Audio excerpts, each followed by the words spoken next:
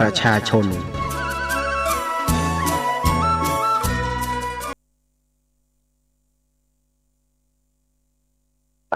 บาป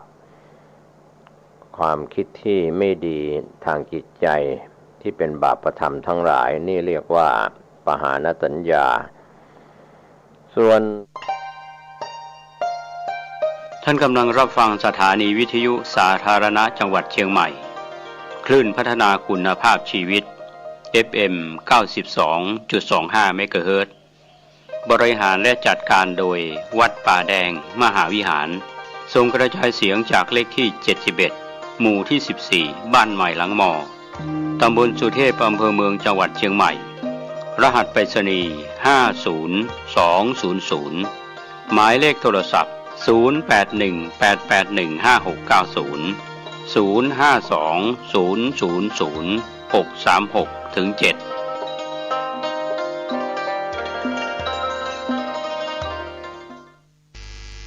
สวัสดีครับท่าน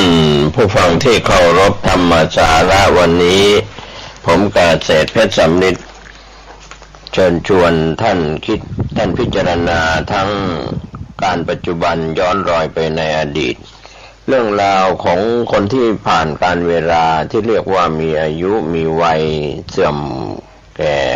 ชรากันแล้วก็จะพูดแต่เรื่องอดีตเสียเป็นส่วนใหญ่วันนี้ผู้นำที่เป็นผู้นำในระดับฝ่ายพระสงฆ์องค์เจ้าก็บวชในการพรรษาเยอะมากมายก็เรียกว่าเป็นพระมหาเถระอาวุโสพระเถระหรือพระมัชชิมะพระนวกะก็แล้วแต่อย่างไรก็ตามในทางพระพุทธศาสนาในช่วงการเวลาที่ผ่านมานะครับเชิญท่านคิดท่านพิจารณา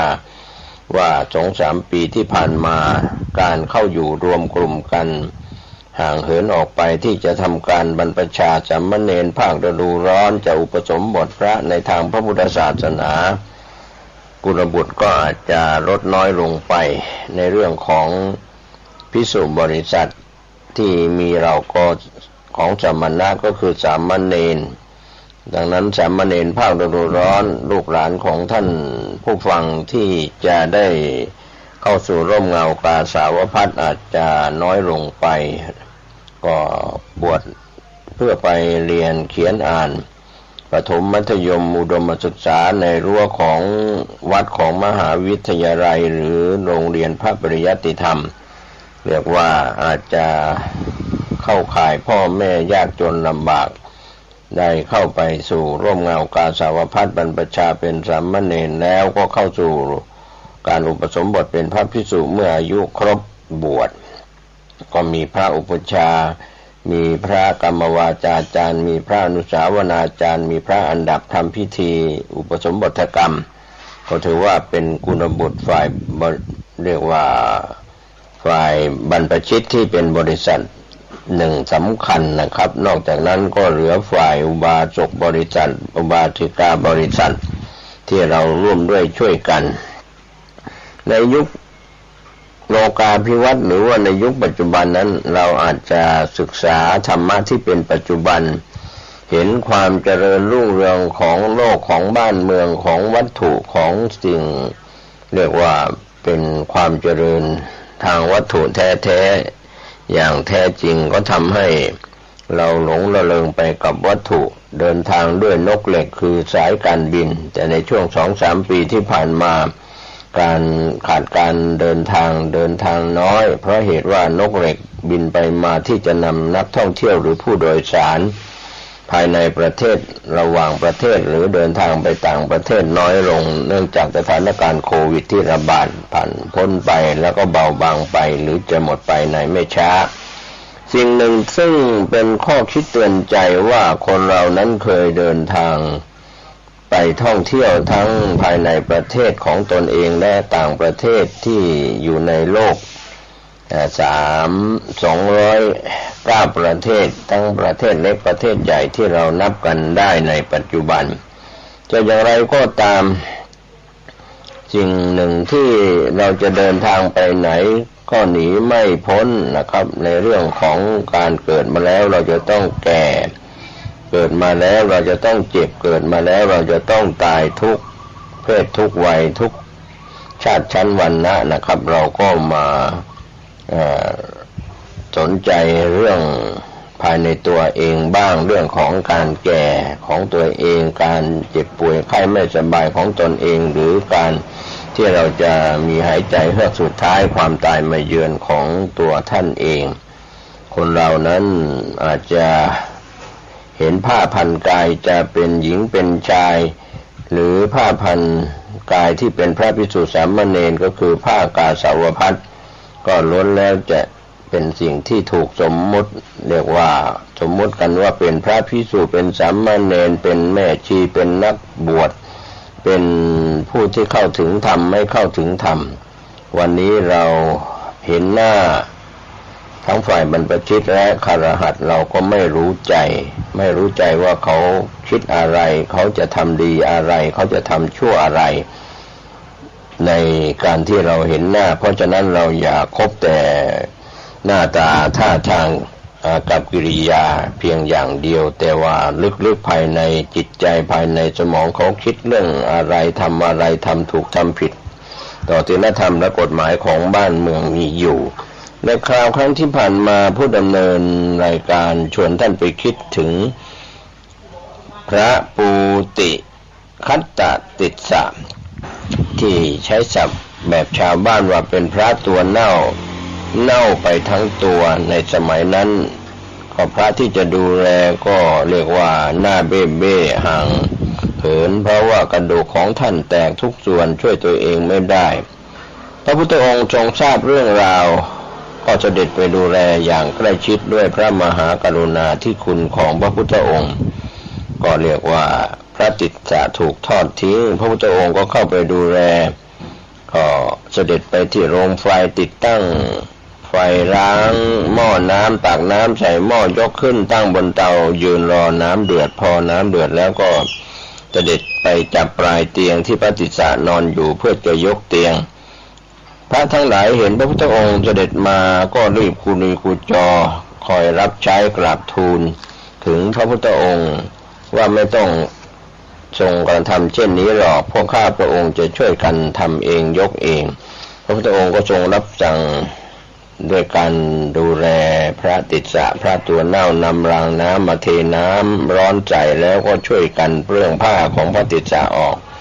ช่วยกันซักด้วยน้ำร้อนแล้วก็ผึ่งแดดพระพุทธองค์ประทับยืนอยู่ใกล้ๆเอาน้ำอุ่นรดร่างกายของพระติสสะให้ชุ่มถูตัวอาบน้ำให้สะอาด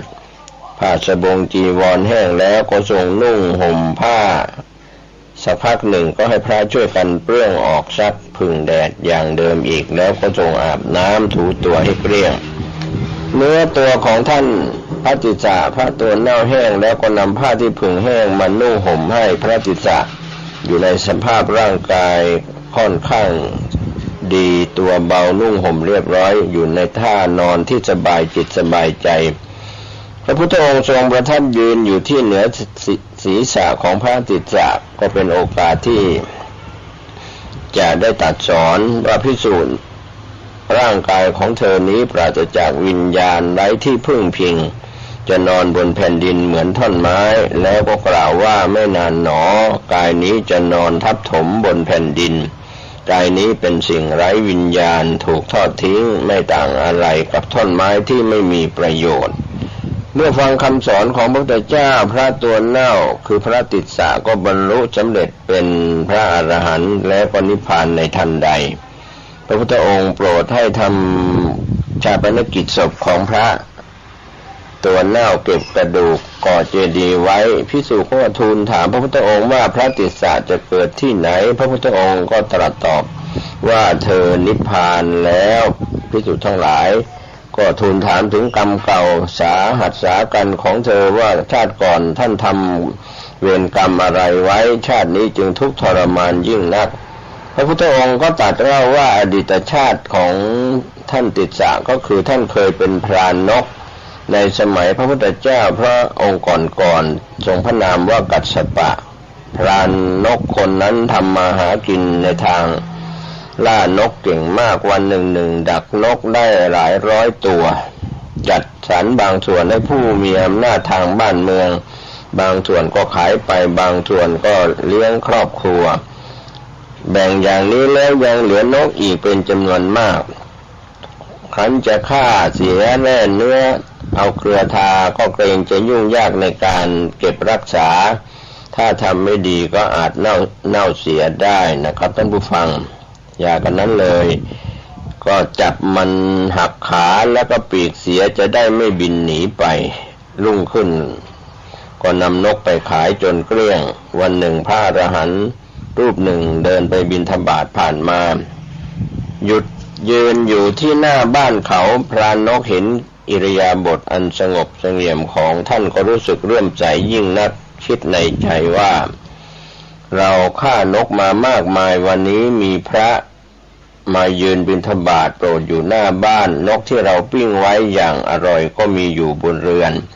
เราควรจะถวายอาหารแก่ท่านคิดแล้วก็รับบาตรของพระอรหันต์ขึ้นเรือน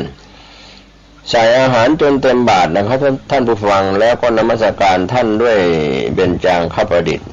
ก็เป็นการกราบด้วยอวัยวะทั้งห้านะครับเบญจางอวัยวะ5อย่างลงพื้นคือเอาเข่าทั้งสองมือทั้งสองและศีรษะหน้าผากจดลงกับพื้นเป็นการกราบที่งดงามเรียกว่าเบญจางคประดิษฐ์ก็เป็นการแสดงความเคารพอย่างสูงในสมัยนั้นจนถึงสมัยนี้เมื่อถวายอาหารพระเสร็จพรานนกก็กล่าวกับพระว่าข้าแต่ท่านผู้เจริญขอให้ข้าพเจ้าให้ถึงที่สุดแห่งธรรมที่ท่านเห็นเถิดพระเถระก็อนุโมทนาว่าขอให้จงสำเร็จตามปรารถนาผลกรรมทั้งหมดที่พระติสสะในอดีตชาติคือพระตัวเน่าในปัจจุบันทั้งดีและชั่วเกิดจากกรรมในอดีตทั้งสิ้นกายเน่ากระดูกแตกก็เพราะหักขาและ หักขาและก็ปีกนกครับได้บรรลุธรรมเป็นอรหันต์ก็เพราะถวายอาหารอันอร่อยแก่พระอรหันต์กรรมไม่ว่าดีหรือชั่วนะครับท่านผู้ฟังใครทำแล้วย่อมได้รับผลของมันทางนั้นไม่เร็วก็ช้าตายแล้วเกิดใหม่ก็ไม่พ้นคนเราทำอย่างไรก็ได้อย่างนั้นแหละทำดีก็ได้ดีตอบแทนทำชั่วก็ได้ชั่วคืนสนองนี่แหละเราจะเห็นกันในปัจจุบันจะเป็นพระคุณเจ้าทำดีคิดดีพูดดีทำดีก็จะได้ดีพระคุณเจ้าบางรูปคิดไม่ดีทำไม่ดีก็ประพฤติตัวทุศีลก็เป็นข่าวเกลียวกล่าวกันก็คำสอนนี้ก้องอยู่ในโสตประสาทของพี่น้องชาวพุทธยุค 2,500 กว่าปีจนถึงปีนี้และก็จะมีต่อไปคำสอนของพระพุทธเจ้าที่ตรัสว่าบุคคลหว่านพืชเช่นใดย่อมได้ผลเช่นนั้นผู้ทำกรรมดีย่อมได้รับผลดีผู้ทำกรรมชั่วย่อมได้รับผลชั่วก็นี่แหละคือเป็นตัวอย่างของพระติสสะคือพระตัวเน่านะครับเรียกว่าหักขานกนะครับหักปีกนกขานกนะครับก็ถือว่าเป็นกรรมที่ต้องมารับกรรมในชาติที่เป็นชาติที่สุดก่อนจะสำเร็จเป็นพระอรหันต์ได้ฟังธรรมจากพระพุทธเจ้านี่แหละที่เราพูดกันอยู่เสมอว่าเหตุดีใครสร้างเหตุดีก็เป็นความดีใครสร้างเหตุชั่วก็เป็นความทุกข์ความเดือดร้อนความบริสุทธิ์ไม่บริสุทธิ์นี่เป็นของเฉพาะตัวนะครับเราจะไปทำให้คนอื่นสัตว์อื่นนั้นดีชั่วไม่ได้เพราะฉะนั้นวันนี้เราอาจจะลืมไปในคำสอนของพระพุทธองค์ที่สอนไว้เรื่องของความบริสุทธิ์เราก็อ้อนวอนโอมในแบบพราหมณ์อ้อนวอนขอพรจากเทพเจ้าองค์ใดองค์หนึ่งหรืออัญเชิญเทพเจ้าองค์ใดองค์หนึ่งหรือทำพิธีแจกน้ำมนต์อาบน้ำมนต์ล้างอาถรรพ์ล้างสิ่งที่ไม่ดีต่างๆก็เป็นความเชื่อของคนในยุคอดีตจนถึงปัจจุบันก็มีการบวงสรวงเทพาอารักษ์มีมาอย่างยาวนานแม้วัดก็ไม่เว้นนะครับในปัจจุบันมีการอาบน้ำมนต์ มีการทำพิธีกรรมต่างๆภายในวัดกลายเป็นวัดที่ปนไปด้วยศาสนาอื่นที่เป็นศาสนิกของศาสนาอื่นที่เคยทำมาแล้วในยุคพันปีก็มาทำกันในวัดอาบน้ำมนต์ทำพิธีกรรมสะเดาะเคราะห์อะไรต่างๆดูหมอโหราพยากรณ์อะไรต่างๆก็เกิดขึ้นในวัดภายในวัดหลายวัดหลายแห่งนะครับก็เป็นเรื่องราวที่สะท้อนดวงใจของคนในปัจจุบันรวมไปถึงบรรพชิตนักบวชด้วยว่าเราทำอะไรกันอาจจะสร้างความบริสุทธิ์ไม่บริสุทธิ์ให้กับตนเองก็อย่าไปโทษตีโพยตีพายคนอื่นพระก็อย่าไปโทษพระด้วยกัน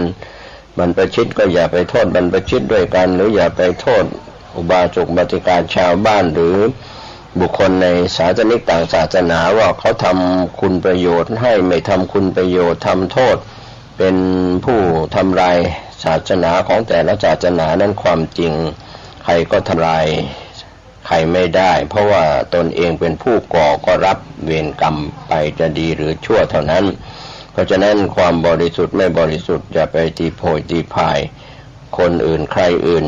สิ่งอื่นทั้งหลายจะมาทำให้เราดีชั่วไม่ได้ถ้าเราไม่ทำดีวันนี้เราไม่ทำชั่ววันนี้ผลของความสุขเกิดจากความดีผลของความทุกข์ความเดือดร้อนเกิดจากความชั่วร้ายก็เป็นเรื่องที่เราเชิญชวนท่านคิดว่าเราจะบริสุทธิ์ทางกายวาจาใจอย่าให้ใครอื่นสิ่งอื่นสิ่งที่เป็นพหุเทวนิยมมาทำให้เราบริสุทธิ์ไม่ได้ดีไม่ได้ถ้าเราไม่ทำดีไม่สร้างความบริสุทธิ์ทางกายวาจาและจิตใจก็มีเรื่องเล่าที่น่าสนใจชวนท่านคิดอีกเรื่องหนึ่งเรียกว่ามีอุบาสกท่านหนึ่งนะครับฟังธรรมแล้วก็ถูกฆ่าตายก็เป็นเรื่องราวยุค 2,500 กว่าปีมาแล้วพระพุทธองค์ประทับอยู่ณเจตวันมหาวิหารกรุงสาวัตถีอุบาสกชื่อมหาการผู้เป็นพระโสดาบันเป็นพระอริยเจ้าชั้นต้นแล้วพอฟังธรรมทั้งคืน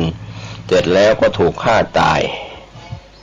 ในครั้งนั้นอุบาสกมหาการผู้รักษาอุโบสถ8 วันต่อเดือนได้ฟังธรรมะตลอดคืนยันรุ่งเช้าในวิหารก็มีโจรพวกหนึ่งนะครับท่านผู้ฟังออกลักทรัพย์ในเวลากลางคืนเจ้าของทรัพย์ตื่นขึ้นรู้ตัวจึงพากันวิ่งขับพวกโจรไปพวกโจรนั้นเห็นจวนตัวผ่านมาทางอุบาสกมหาการจึงทิ้งห่อทรัพย์ไว้ข้างหน้าของมหาการที่เป็นอุบาสก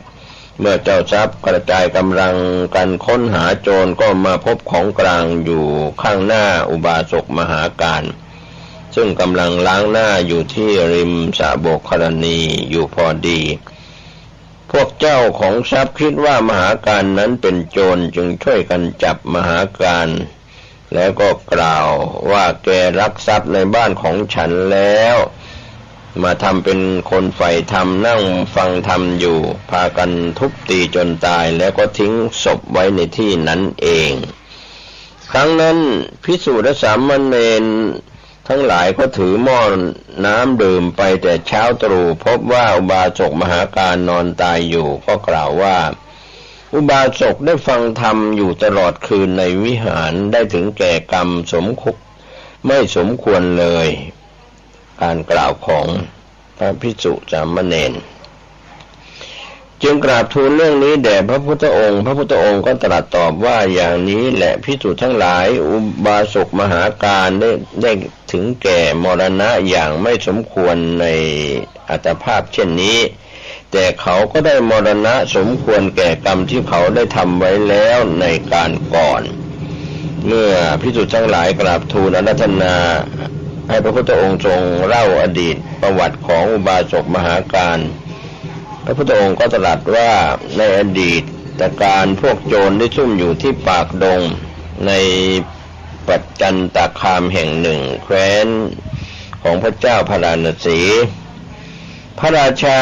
ตั้งราชภัฏคนหนึ่งไว้ที่ปากดงราชภัฏคนนั้นรับค่าจ้างแล้วก็ได้นำคนไปส่งให้พ้นจากพวกโจร ต่อมามีชายคนหนึ่งเดินทางมาพร้อมกับภรรยา เป็นคนสวยงามขึ้นรถมาถึงที่นั่นราชภัฏคนนั้นพอเห็นภรรยาของชายคนนั้นก็เกิดเสน่หารักใคร่ทันทีชายคนนั้นก็กล่าวกับราชภัฏว่านายขอท่านจงช่วยพากระผมทั้งสองไปส่งให้พ้นแดนโจรด้วยเถิดราชภัฏก็ต้องการถ่วงเวลาก็ตอบว่าบัดนี้จะมืดค่ำแล้วพรุ่งนี้เช้าตรู่ค่อยไปเถอะผมจะช่วยพาไปก็เป็นคำตอบชายดังกล่าวเมื่อนายยังพอมีเวลาอยู่ก็ขอได้โปรดนำกับผมทั้งสองไปเดี๋ยวนี้เถอะราชภัฏก็กล่าวตอบว่ารอก่อนเถอะท่านผู้เจริญอาหารและที่พักของผมมีพร้อมแล้วอย่าเพิ่งไปเลยสองสามีและภรรยาไม่อาจจะไปได้ก็ต้องพักอยู่กับราชภัฏเขาได้จัดอาหารมาเลี้ยงโดยสองสามีและภรรยาก็ไม่ต้องการเลยในคืนนั้นเองราชภัฏได้เอาแก้วมณีดวงหนึ่งของตนไปซ่อนไว้ในรถของชายคนนั้นพอในเวลาจวนรุ่งนายราชภัฏก็ได้ทำเสียงดังเหมือนพวกโจรเข้าปล้นบ้านตนพวกบริวารของราชภัฏได้เข้ามารายงานว่านายแก้วมณีของนายถูกพวกโจรลักเอาไปนายราชภัฏจึงสั่งให้คนค้นหาแก้วมณีทั้งในบ้านนอกบ้านพอดีกับชายเดินทางขับรถออกไปคนรับใช้ของราชภัฏจึงได้เข้าค้นก็พบแก้วมณีอยู่ในรถของเขาก็พูดขู่ว่าเจ้าลักเอาแก้วมณีแล้วจะหนีไปพากันจับตัวโบยแล้วก็ตีแล้วก็ไปรายงานราชภัฏว่านายพวกผมจับตัวโจรลักแก้วมณีได้แล้วราชภัฏก็กล่าวว่าตัวเราเป็นถึงนายราชภัฏให้แกพักอาศัยในเรือนให้อาหารแล้วยังมาลักแก้วมณีไปอีกราชภัฏจึงสั่งให้ลูกน้องนั้นซ้อมแล้วก็ฆ่าเสียนี่แหละเป็นบุพกรรมของมหาการราชภัฏนั้นครั้นตายจากชาตินั้นแล้วก็ไปเกิดในอเวจีมหานรกไม่อยู่ในอเวจีสิ้นเวลาช้านานแล้วก็ถูกทุบถึงแก่ความตายอีก100 อัตภาพ100 ชาติเพราะวิบากแห่งกรรมที่ยังเหลืออยู่พระศาสดาได้ทรงแสดงบุพกรรมของมหาการแล้วก็ตรัสกับภิกษุทั้งหลายว่าภิกษุทั้งหลายบาปกรรมอันตนทำไว้นั้นย่อมย่ำยีสัตว์เหล่านั้นในอบายทั้ง4แล้วก็ตรัสเป็นคำสอนว่าบาปอันตนทำไว้เองเกิดในตนมีตนเป็นแดนเกิดก็ย่อมย่ำยีบุคคล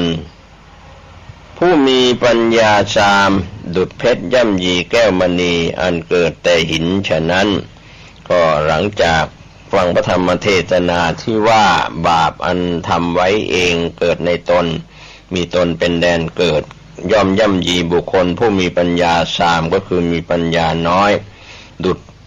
เพชรมณีย่ำยีแก้วมณีอันเกิดแต่หินจบเทศนาคำสอนนั้นภิกษุที่มาประชุมต่างบรรลุอริยผลมีพระโสดาบันนี่ก็เป็นเรื่องราวที่เราเห็นว่าทุกคนนั้นจะต้องรับเวรรับกรรมเกิดมาชาตินี้ภพนี้จะเป็นหญิงเป็นชายเป็นเด็กเป็นผู้ใหญ่เป็นพระภิกษุสามเณรเป็นบรรพชิตหรือเป็นฆรหัสถ์ก็ตามได้มีโอกาสมาเจอกันก็ไม่ทราบว่าอาจจะเป็นคู่เวรคู่กรรมคู่เวรเคยสร้างบาปกรรมกันมาคู่กรรมเคยทำกรรมดีกันก็ได้ทำกรรมชั่วร่วมกันก็ได้ก็ไม่ทราบบุพกรรมในอดีตชาติวันนี้วันเวลาที่ปรากฏอยู่ทุกคนที่ได้เจอกันในสังคมในโลกใบนี้บางท่านก็ล้มหายตายจากไปแล้วบางท่านยังมีชีวิตอยู่ก็ขัดแย้งทะเลาะเบาะแว้งกันถือตัวถือตนนึกว่าตนเองเป็นบรรพชิตมีเพศเป็นอุดมเพศสูงแล้วก็ยังสร้างบาปกรรมทางใจออกมาทางคำพูดออกมาทาง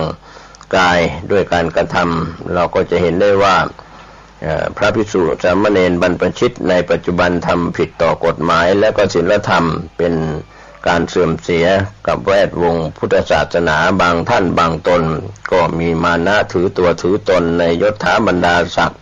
ถือตนว่าเป็นเพศสมณะเป็นนักบวชแล้วก็ลืมตัวลืมตนทุกวันก็มีผู้มาให้ทานบริจาคทานข้าวน้ำโภชนาอาหารจตุปัจจัยทายทานเป็นอติเลกราโภก็ถูกนิมนต์ไปในที่นิมนต์ทั้งในวัดนอกวัดนะครับก็อาจจะลืมตัวลืมตนในเพศจะเป็นพระคุณเจ้าที่มีสมณศักดิ์หรือไม่มีสมณศักดิ์เป็นพระภิกษุสามเณรก็เรียกว่าลืมตัวลืมตนก็เป็นการสร้างบาปกรรมให้แก่ตนเองนะครับไม่มีใครมาสร้างเราก็ไม่คล้องไม่แวะไม่เกี่ยวข้องกับการกระทำบาปของแต่ละคนแต่ละท่านส่วนการส่งเสริมการทำดีพระภิกษุสามเณรวัดใดรูปใดทำความดี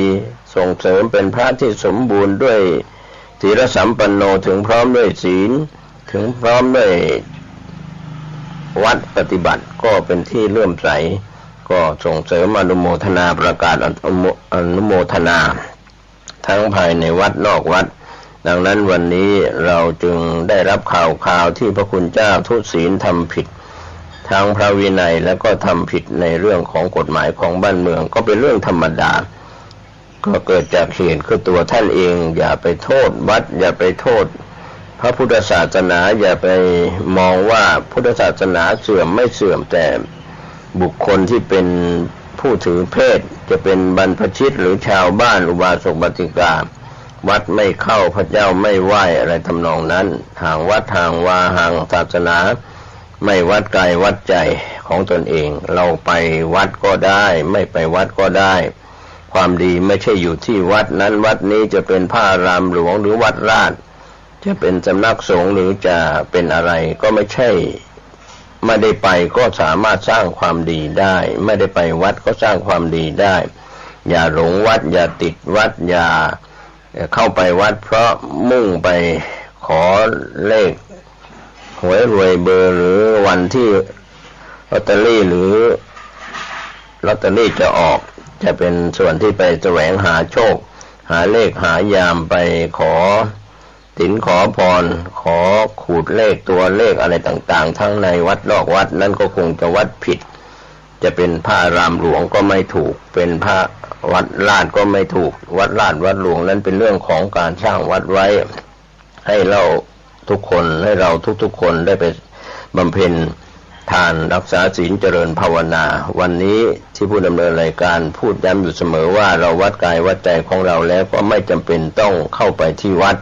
จะเป็นวัดพระอารามหลวงหรือวัดลาดหรือจะเป็นสำนักสงฆ์ก็ไม่จำเป็นต้องเข้าไปเพราะว่าเราให้ทานรักษาศีลอยู่ภายนอกวัดแล้วเราก็ได้คุณงามความดีฟังธรรมะออนไลน์ก็ได้ความดีหรือปฏิบัติตามหลักธรรมคำสอนในทางพระพุทธศาสนาเรียกว่าความบริสุทธิ์เกิดขึ้นที่ตัวตนไม่บริสุทธิ์ก็เกิดขึ้นที่ตัวตนขอทุกคนทุกท่านวันนี้ร่วมกันรักษากายวาจาใจของตัวท่านเองให้บริสุทธิ์ผมเกษตรเพชรมิตรวิทยากรชวนท่านคิดท่านพิจารณาหวังว่าข้อคิดเตือนจิตสะกิดใจเตือนตัวเราเองแล้วก็เตือนท่านที่ยังมีสติปัญญากลับเนื้อกลับตัวจากคนชั่วร้ายเป็นคนดีจากคนดีเป็นคนที่บริสุทธิ์มากยิ่งขึ้นทุกรูปทุกนามสวัสดีครับข่าวสารเพื่อการประชาสัมพันธ์ขอเชิญชวนผู้ใจบุญใจกุศลร่วมทำบุญตักบาตรมุทิตารำลึกครบรอบท้ายวันเกิดชาติการ144ปีครูบาเจ้าศรีวิชัยนักบุญแห่งล้านนาไทยตรงกับวันเสาร์ที่11มิถุนายนพุทธศักราช2565ณ ลานอนุสาวรีย์ครูบาศรีวิชัยหมู่ที่ 2 ตำบลสุเทพอำเภอเมืองเชียงใหม่จังหวัดเชียงใหม่วันเสาร์ที่11มิถุนายน6:09 น.ศรัทธาประชาชนพร้อมกันณ ลานอนุสาวรีย์ครูบาเจ้าศรีวิชัย 6:19 น.ถวายเครื่องสักการะครูบาเจ้าศรีวิชัยโดยการนำของนายอำเภอเมืองเชียงใหม่เป็นประธานในพิธีนำกล่าวคำไหว้สาสักการะครูบาเจ้าศรีวิชัยโดยพระครูปัญญาสังฆการผู้ช่วยเจ้าวาดวัดศรีโสดาพระอารามหลวง โยงเข้าบาตร 6:29 นาทีพิธีทำบุญตักบาตรมุทิตารำลึกครูบาเจ้าศรีวิชัยมีพระภิกษุสามเณร219 รูปออกรับบิณฑบาตรอบอนุสาวรีย์ครูบาเจ้าศรีวิชัย 7:29 นาทีประธานฝ่ายคฤหัสถ์โดยการนำของนายอำเภอเมืองเชียงใหม่จุดธูปเทียนบูชาพระรัตนตรัยไหว้พระสมาทานศีลประธานฝ่ายสงฆ์โดยการนำของพระเดชพระคุณพระเทพโกศลที่ปรึกษาเจ้าคณะภาค 7พร้อมพระเถรานุเถระจำนวน12 รูปเจริญพุทธมนต์ประธานฝ่ายสงฆ์กล่าวสัมโมทนียกถาเทิดเกียรติคุณในบารมีพระครูบาเจ้าศรีวิชัยประธานฝ่ายคฤหัสถ์กล่าวพบปะศรัทธาประชาชนอาจารย์กล่าวสุมาโคจารถวายจตุปัจจัยไทยธรรมจำนวน15 ชุดพระสงฆ์อนุโมทนาวันพาราพระถวายพระทหารเช้าแด่พระเถรานุเถระหน้าลานอนุสาวรีย์ครูบาเจ้าศรีวิชัยจำนวน12 รูป 9 นาฬิกามีพิธีเปิดโครงการบริการประชาชนสักการะครูบารักษาห้วยแก้วประจำปี 2565 โดยนายสิริพร สิริโสดาผู้อำนวยการสำนักงานคุมประพฤติจังหวัดเชียงใหม่นำสมาชิกและผู้ถูกคุมประพฤติตลอดถึงอาสาสมัครคุมประพฤติจำนวน 60 คนบริการสังคมพัฒนาทำความสะอาดรอบอนุสาวรีย์ครูบาศรีวิชัยพร้อมเส้นทางขึ้นดอยสุเทพตามโครงการสักการะครูบารักษาห้วยแก้วประจำปี 2565 ก็เป็นเสร็จพิธีขอเชิญชวนท่านได้ร่วมบุญ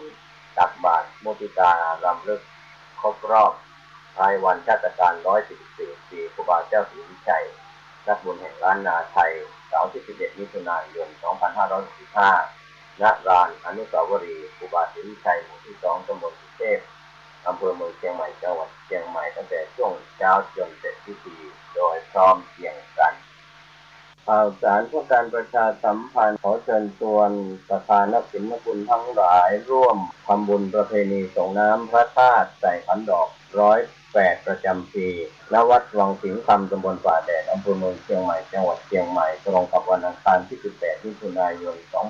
2565 แรม 14 ค่ำเดือน 9 เหนือก็เป็นส่วนงานในพิธีเจริญพุทธมนต์ส่งน้ำพระธาตุใส่ขันดอก108ประจำปีของวัดวังสิงห์คำตำบลป่าแดดอำเภอเมืองเชียงใหม่จังหวัดเชียงใหม่ขอเชิญท่านทั้งหลายร่วมงานนี้โดยพร้อมเพรียงกันวันนี้รายการปกิณกะแห่งธรรมะสัพเพเหระมาพบมาปะกับพ่อแม่พี่น้องญาติโยมอีกเช่นเคยก็ตามวันเวลาและสถานีนี้มีเป็นประจำทุกวันในวันเวลาเดียวกันนี้ท่านจะได้ฟังปกิณกะแห่งธรรมะจากตัวเจ้าวัดหนองตองอ่างดงจังหวัดเชียงใหม่ต่อไปนี้ตั้งอกตั้งใจพากันไหว้พระสวดมนต์ว่าพร้อมๆกันพร้อมนะอะระหังสัมมาสัมพุทโธภะคะวาพุทธังภะคะวันตังอภิวาเทมิกราบพระพุทธสวากขาโตภะคะวะตาธัมโมธัมมังนัมมัสสามิกราบพระธรรมสุปฏิปันโนภะคะวะโตสาวกสังโฆสังฆังนะมามิกราบพระสงฆ์ต่อไปกล่าวคำนมัสการว่าพร้อมๆกันไปเนอะนะโมตัสสะภะคะวะโตอะระหะโตสัมมาสัมพุทธัสสะ นะโมตัสสะภะคะวะโตอะระหะโตสัมมาสัมพุทธัสสะนะโมตัสสะภะคะวะโตอะระหะโตสัมมาสัมพุทธัสสะพุทธังสรณังคัจฉามิธัมมังสรณังคัจฉามิสังฆังสรณังคัจฉามิทุติยัมปิพุทธังสรณังคัจฉามิทุติยัมปิธัมมังสรณังคัจฉามิทุติยัมปิสังฆังสรณังคัจฉามิตติยัมปิพุทธังสรณังคัจฉามิตติยัมปิธัมมังสรณังคัจฉามิตติยัมปิสังฆังสรณังคัจฉามิ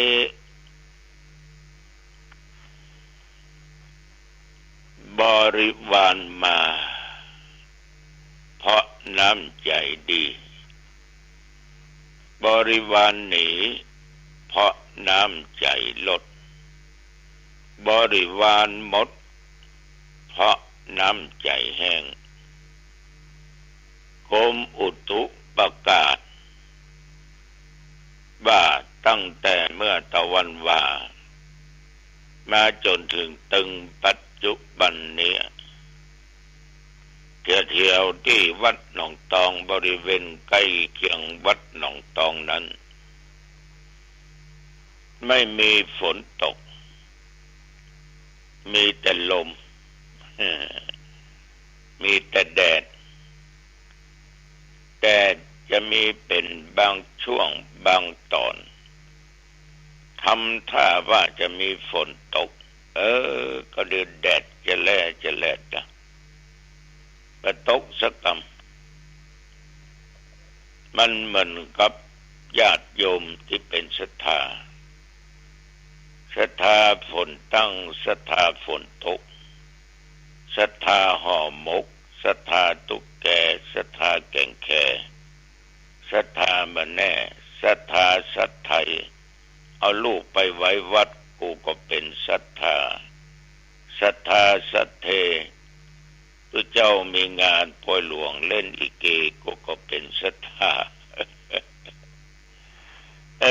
น้ำอกน้ำใจของคนเราเนี่ย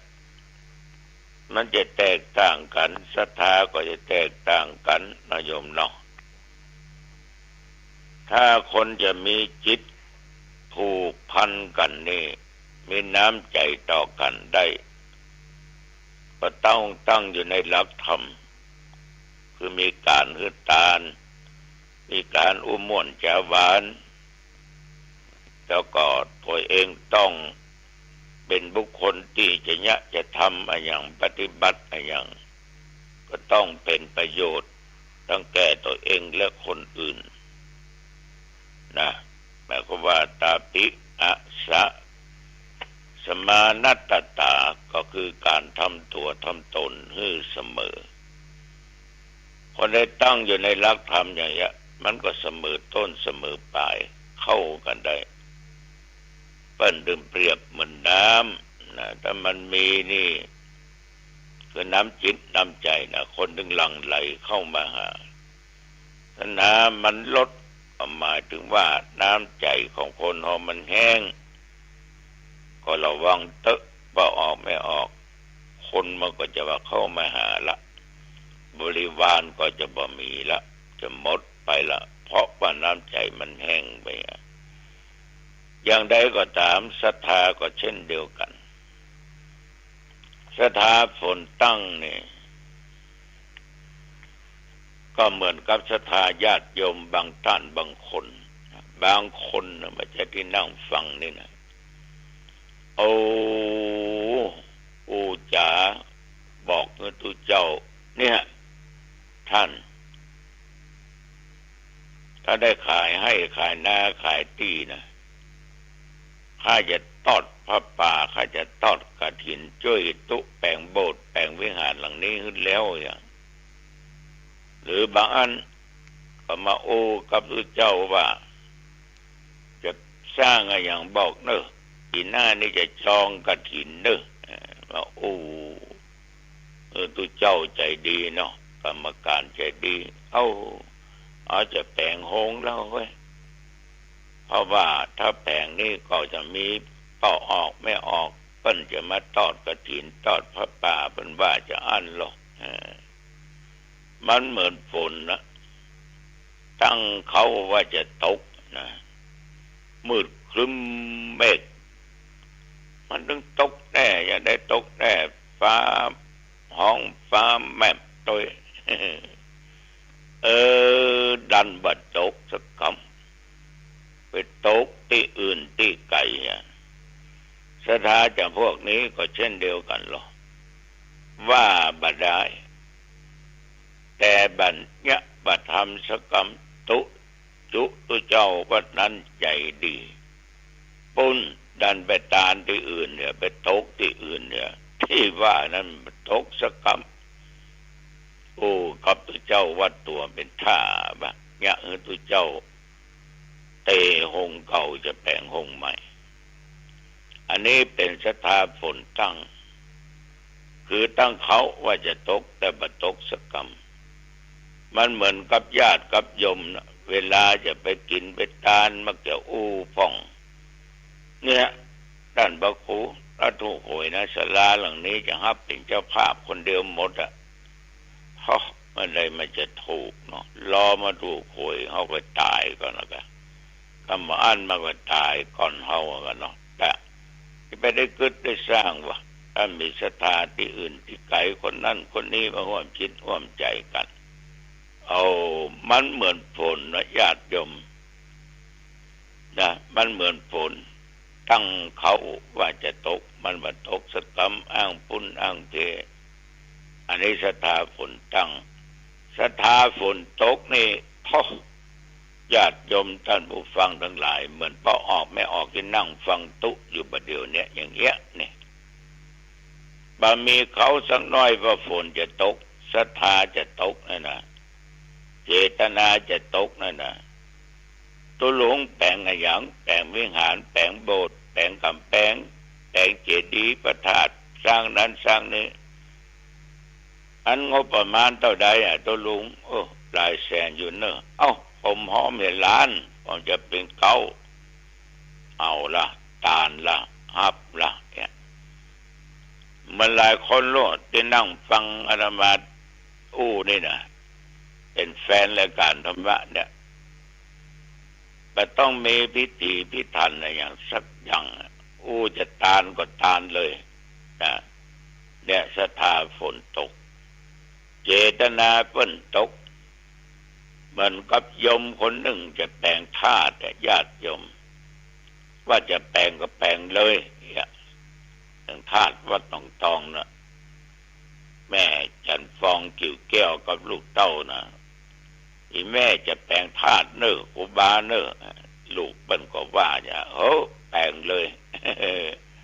เดี๋ยวหัวข้าวจะไปแปลงป้นที่วัดพระครูก็เป็นสาขาของวัดพระสิงห์แม่กานะเพราะลายถนนมาได้เนี่ยศรัทธาฝนตกบ่อ้างไว้ต้องถูกหวยกาขายตี้ขายโหนกาจะได้อย่างอันอย่างอี้ก่อนนี่นะบันตาลเลยมันญาติบรรยมที่นั่งฟังเนี่ยศรัทธาฝนตั้งกับศรัทธาฝนตกศรัทธาห่อหมกนี่ต้องใส่ใบยอกันหรอกเนาะคือใบมันตาเสือมันมีกลิ่นมีอย่างน้อยศรัทธาบางคนจะต้องใส่ลูกยอคือกันพ่อเลี้ยงแม่เลี้ยงช่วยกันกำเนิดถ้ามีพ่อเลี้ยงแม่เลี้ยงนี่นะมันตึมแล้วอาตมามองหาแล้วมันล่างจะเป็นของพ่อเลี้ยงแม่เลี้ยงที่จะต้องมาช่วยอาตมาคึดนั้นแปลงนี้เพิ่นเป็นคนมีบุญแต่มากาขึ้นหายากศรัทธาอย่างนี้ โธ่โดนคนนั้นยกหน่อยคนนี้ย่อหน่อยปดตรใจโตใจใหญ่ใจสูงญาติโยมทั้งหลายเอาพ่อกับบางคนนี่มันก็หลงด้วยนะเนาะหลงด้วยเปิ้นม่วนแต้มหัวเอาสตางค์วัตถุสิ่งของไปทุ่มไปเทในพุทธธรรมโมสังโฆเนี่ยเถอะในที่สุดมาอันสักคำเสียทุเจ้าปกเงินหนีกรรมการกินเนี่ยยังไม่ชอบไม่ชอบบอดคนเขาตายกับการยกยอปอปั้นนี่นักการยกยอในสิ่งที่ถูกต้องตามทำนองคลองธรรมมันก็ดีนะยกยอเนี่ยแล้วมีสิ่งใดสิ่งหนึ่งแอบแฝงเนี่ยถ้าญาติโยมหลงไปก็เสียหูคนเนอะเสียหูคนฉะนั้นศรัทธาบางคนนี่ต้องใส่ลูกยอใบยอก็เที่ยวใส่ห่อหมกนะจะเป็นห่อนึ่งกินไก่กาห่อนึ่งปลากาเนาะญาติโยมได้จำพวกศรัทธาห่อหมกศรัทธาฝนตกศรัทธาฝนจังศรัทธาฝนตกศรัทธาห่อหมกศรัทธาตุ๊กแกนักแกเนอะนี่นะจะกินจะทานแต่ละครั้งแต่ละคราเนี่ยโอ้โหฟืดเหนียวตังนึบนับจะจกจะกินจะทานแต่ละทีอ้างนั้นอ้างนี้สะเพศจะหอมสตางค์20 บาทบ่ได้จกเข้าจกออกเหมือนกับติ่นตกโตเนาะเกาะที่ไหนติ่นมันตังรู้ได้ก็ออกยากถามว่าดีก็มันก็ดีแต่ว่ามันบัดแท้อย่างบางคนพอจกออกมาพอจะใส่พอจะหอมพอจะทานละบ่หอมสักกำบ่หอมสักกำนะเอาไว้ที่เก่าเนี่ยเมื่อใดก็อ้างว่าจะทานว่าแล้วก็อ้างว่าจะฮื้ออย่างอันอย่างอี้สเปดวันพูกเนอตุลุงเนอจะทานนะวันพูกมาถึงอันขอรอสัก3-4 วันเนอตุลุงเนอจะทานนะเอาเข้าได้เป็นปีเป็นแรงแต่งวิหารพอแล้วยังไม่ได้มาทานเลยปะนักแก่เนอปัจจัยเปิ้นว่ามีนะมันมีสตางค์เปิ้นมีหรอกบางคนนี่ร่ำโปรยไม่จะตายญาติโยมขายที่ขายขนขายที่ให้ที่บ้านที่สวนที่ให้ที่นาได้หลาย10 ล้านปวดไปเหนือใต้ตกออกจะไปตานที่อันจะไปตานที่นี่จะช่วยทุเจ้าแปลงนั่นแปลงนี้แต่ว่าบัญญัติประทำสักกรรมจะกินก็เสียดายจะนุ่งก็เสียดายจะทานก็สำหายกันมันก็กลัวเสียดายก็น่าจะกินมันใจหมดน้อยนะมันใจหมดนักนะแค่บ่เกิน100 บาทมันยังบ่กินนะจะซื้อผ้านุ่งมันยังบ่เอามันกลัวสตางค์มันเสี่ยงยิ่งจะไปทานรับเป็นเจ้าภาพนั้นนี้สำหายปดมันขี้ตะนีขี้เหนียวในที่สุดแห่งที่สุดมาวันที่ตายวันที่ลากไปเผาญาติโยมคนขี้จิเนี่ยมันต้องได้อย่างไปตัวสักอย่างบุญก็บ่ได้สตางค์ก็บ่ได้เข้าของปัจจัยต่างๆก็ไม่ได้ไปตัวสิ่งที่ตามไปตัวนะก็มีบาปกับบุญต่างนะมีบาปกับบุญต่างนะญาติโยมอาจจะแย้งว่าก็เปิ้นว่าคัตตานะเปิ้นจะเก็บไว้ก็ถูกบุญบ่ได้บาปก็บ่มีแต่ถ้าออกวจีจากกรรมปากไปจุเปิ้นนี่นะนั่นก็เป็นวจีกรรมเนอะสะกึกอยู่ในใจว่าจะทำอย่างนั้นแต่บ่ทำสักกรรมนะนั่นก็มโนกรรมเนอะบ่ออกไม่ออกญาติโยมท่านผู้ฟังศรัทธาทุกแก่ศรัทธาแก่งแค่คือศรัทธาบ่แน่ญาติโยมบางท่านบางคน เป็นศรัทธาแก่งแคคือศรัทธาแบบนี้อายุวัดเหนือเจ้าวัดเหนือแปลงวิหารแปลงโบสถ์ย้ายไปเข้าวัดใต้วัดใต้จะแปลงกุฏิย้ายไปวัดตะวันตกก็เจ้าวัดตะวันตกมันจะแปลงศาลาย้ายไปวัดตะวันออกหัวได้เสื่องสตางค์ก็ได้ให้ก็ได้หอมย้ายไปย้ายมาเปิ้นถามเข้าวัดไหนเข้าวัดตะวันออกปุ่นโอ้ไปเจอเข้าวัดเหนือนี่กะตะก่อนไปวัดเหนือเดินไปวัดวันออกปุ่นโลกอ่างสับปะลบปัดลบแอดเรื่องกินเรื่องทานแต่ศรัทธาอย่างญาติโยมเนี่ยทานที่ไหนก็ทานได้หมดวัดตัวเองก็ทานวัดอื่นก็ทานหนองต้องก็ทานไปทานหลายที่หลายแห่งหลายหนที่เพิ่นมีการกุศสร้างอ้างแปลงพัฒนาวัดวาอารามอันนี้ก็เป็นศรัทธาบ่ใช่แก่งแค่แต่เป็นศรัทธาที่สร้างบุญทุกวัดได้เจาะจงบ่ได้กำหนดวัดนั้นวัดนี้วัดไหนเปิ้นมีกินมีทานก็จะไปได้โอกาสเวลามีก็ไปให้ไปหอมกินทานญาติโยมบางคนพระตุเจ้าตนนั้นบิณฑบาตก็ใส่ตุเจ้าตนอื่นมาก็ใส่ใส่เป็นประจำทุกวันแต่ที่ว่าศรัทธาแก่งแคศรัทธาบ่แน่นั่นคือมันลบไปหั่นลบไปนี่มันกลัวได้เสื่องสตางค์กลัวได้กินได้ทานล่มศรัทธาแก่งแคศรัทธาบ่แน่นะศรัทธาศรัทไทยเอาลูกไปไว้วัดกูก็เป็นศรัทธาอันนี้ญาติโยมก็ออกไม่ออกจะสังเกตได้พ่อแม่บางคนเนี่ยเมื่อลูกเป็นเน้นเป็นตุอยู่วัดนี่เขาไปวัดกุศิลป์เนาะไปถึงต่อไปถึงแม่อันนี้อย่างไปวัดเจ้าตุลูกข้าอยู่วัดอันหรอบวชอยู่นี้นะหรืออันก็เน้นลูกข้าอยู่ที่นี่บวชเป็นเน้นอยู่ที่นี่ตั้งแต่ปีแล้วปีซื้นมาละนี่หรอกก็ไปวัดไปบากันเหมือนเข้าลูกมันสิกไม่นี่ก็ไปอยู่นะสัก2, 3, 4ยังไปอยู่มันกลัวเขาว่าเอาเข้าให้แซ่บยำหันมาใส่บาตรด้วยกันนะวันศีลแล้วหันบ้านน้อยมันออกมาแล้วหรอมันสิกละมาอยู่บ้านละปะเดือไปยาการพุ่นนานมันก็สิกมาแล้วโลดตุลูกนะสิกมาละเป็นนานละเอาเมียละอันเลยไปวัดสักคำเนาะเนี่ยไม่งี้ก็มีนะละวัดละวาละพุทธศาสนาเอาลูกไปไว้วัดก็เป็นศรัทธาสัทเทตุเจ้ามีงานปอยหลวงเล่นลิเกกูก็เป็นศรัทธา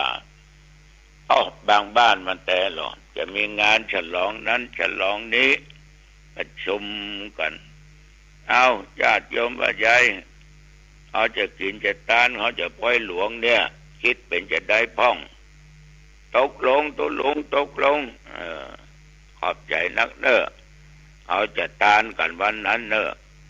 ไล่เกมีกะตุลงมวยมีละมงมีสตางค์เขาห้องมีนะมีอย่างไปจ้างเพิ่นนะอันไปทานมันยังไปม่วนจะไปกินไปทานมันยังอย่างนี้ผมบอกเอาเนอะเขาเจ้าบอกเอาเนอะมีมหรสพมันดุมจานถ้าตุเจ้าว่ามีลำวงเนอะมีมวยเนอะมีเกด้วยเนอะมีดนตรีเนี่ยมันต้องอย่างก็นั้นไปอวดที่อื่นล่ะวัดสูงไม่มีปอยหลวงป้อมมีสักอย่างสู้วัดข้าไม่ได้ตุเจ้าใจสปอร์ตขนาดที่เปิ้นเก็บลบปัดลบแปดก็ยังมาเอามันยำมันหันพอดูใส่ยอดแห่ก็ตานเข้าไปลูกมาเก็บกันยังเอาแหมแล้วบุญก็คือบุญกันส่วนเล่นก็คือส่วนเล่นกันเนาะแต่บางที่เพื่อก็ถึงเอามันยำมันก็มีเตือนยำไปยำมาปุตื่นน่ะ สไตล์แห่ขทานเข้าไปจัดงานเสี่ยงเป็นบุญนี้เป็นแสนอีเกก็มีลำวงก็มีน้อยก็มีดนตรีก็มีศรัทธาไปตานได้4-5 หมื่นปุ๊ดตื่น ใครจะรับผิดชอบเนาะมันไม่ไปรับผิดชอบเราญาติโยมฉะนั้นพอออกไม่ออกอันนี้นักแก่เนอะศรัทธาสถิวพระพุทธเจ้ามีการเล่นเนี่ยกูก็เป็นศรัทธาไอ้นะฉะนั้นศรัทธาที่จริงเนี่ยคือศรัทธาที่มีความเชื่อในสิ่งที่ถูกต้องในสิ่งที่เอาเหตุและเอาผลเชื่อว่ายกตัวอย่างทำอย่างนี้พอดีเป็นบาปทำอย่างนี้ได้บุญก็คือได้ดีนั่นนะเชื่อบาปเชื่อบุญมรดกคงจะมีแต่สวรรค์ก็มีแต่เมืองนิพพานก็มีแต่ก็เชื่อสิ่งเหล่านี้โดยเหตุโดยผลได้ศึกษาได้ห้ามเย็นได้ปฏิบัติฉะนั้นศรัทธามีหลายรูปแบบอันนี้จึงนำมามาจ๋าพอออกไม่ออกญาติโยมทั้งหลายได้ฟังกันเอาละเนาะจะเป็นมาเป็นเวลาพอสมควรอายุวันโนสุขังพลังพบกันใหม่โอกาสหน้าเจริญพรสวัสดีครับท่านผู้ฟังที่เคารพสารธรรมวันนี้ผมเกษตรเพชรสำริดวิทยากรก็นำเรื่องราวที่เกี่ยวข้องกับธรรมะคำสอนในทางพระพุทธศาสนามาบอกผ่านบอกกล่าวให้ท่านได้รับรู้รับทราบกันเรื่องราวต่างๆที่เราหลายคนหลายท่านได้ศึกษาได้นำมาสู่การประพฤติปฏิบัติเป็นหลักธรรมที่ได้นำเสนอไปบ้างแล้วในส่วนของพระไตรปิฎกฉบับเซนโดยย่อธรรมรักษาตอนที่47พุทธโอสถนั้น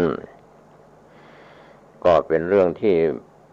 พระอานนท์เข้าไปหาพระคิริมานนท์แล้วแสดงสัญญา10แก่พระคิริมานนท์ได้ฟังแล้วโลคาพาธ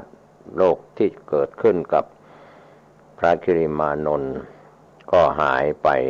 พลันสัญญา10นั้นก็มีเรื่องราวที่เคยนำเสนอกันไปที่เป็นพุทธโอสถก็มีอนิจจสัญญากำหนดหมายความไม่เที่ยงแห่งสังขารข้อที่2อนัตตสัญญากำหนดหมายความเห็นอนัตตาไม่ใช่ตัวไม่ใช่ตนแห่งธรรมทั้งหลายข้อที่3อสุภสัญญากำหนดหมายความไม่งามแห่งร่างกายข้อที่4อาทีนวสัญญากำหนดหมายโทษแห่งร่างกายคือการเจ็บป่วยของร่างกายได้แก่อาพาธโรคภัยไข้เจ็บที่เบียดเบียนต่างๆข้อที่5ปหานสัญญากำหนดหมายเพื่อละบาปความคิดที่ไม่ดีทางจิตใจที่เป็นบาปธรรมทั้งหลายนี่เรียกว่าปหานสัญญาส่วนข้อที่6วิราคะสัญญากำหนดหมายว่าอริยมรรคที่เป็นธรรมอันสงบอันประณีตสัญญาข้อที่7ได้แก่นิโรธสัญญาความหมายในอริยผลก็คือความสงบการดับทุกข์ข้อที่8สัพพโลเกอนัพิรตสัญญากำหนดหมายไม่น่าเพลิดเพลินในโลกทั้งปวงข้อที่9สัพพสังขาเรสุอนิจจสัญญากำหนดหมาย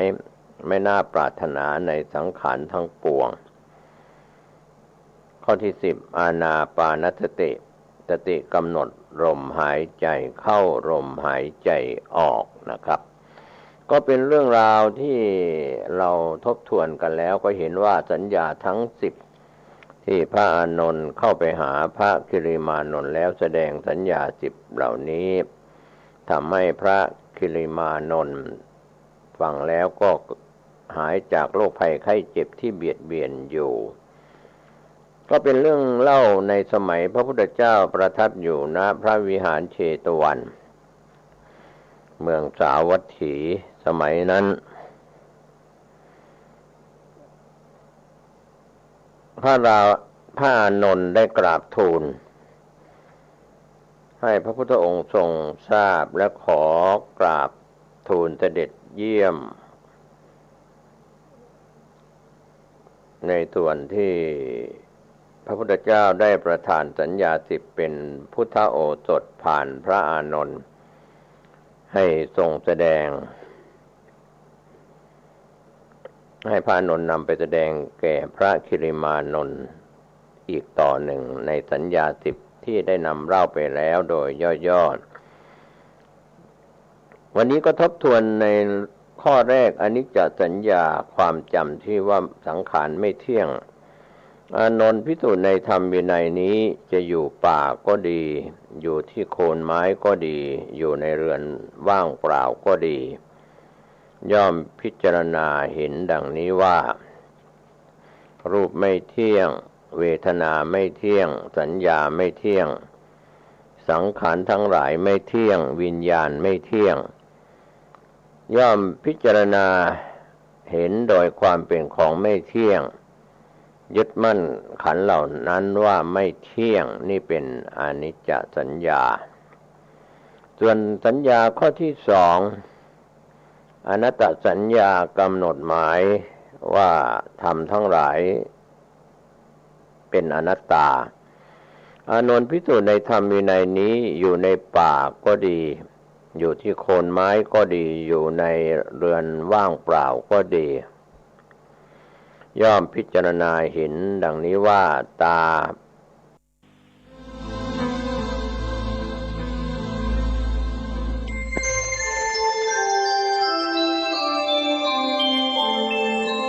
ขณะนี้ท่านกำลังฟังสถานีวิทยุกระจายเสียงพระพุทธศาสนา FM 104.5 เมกะเฮิรตซ์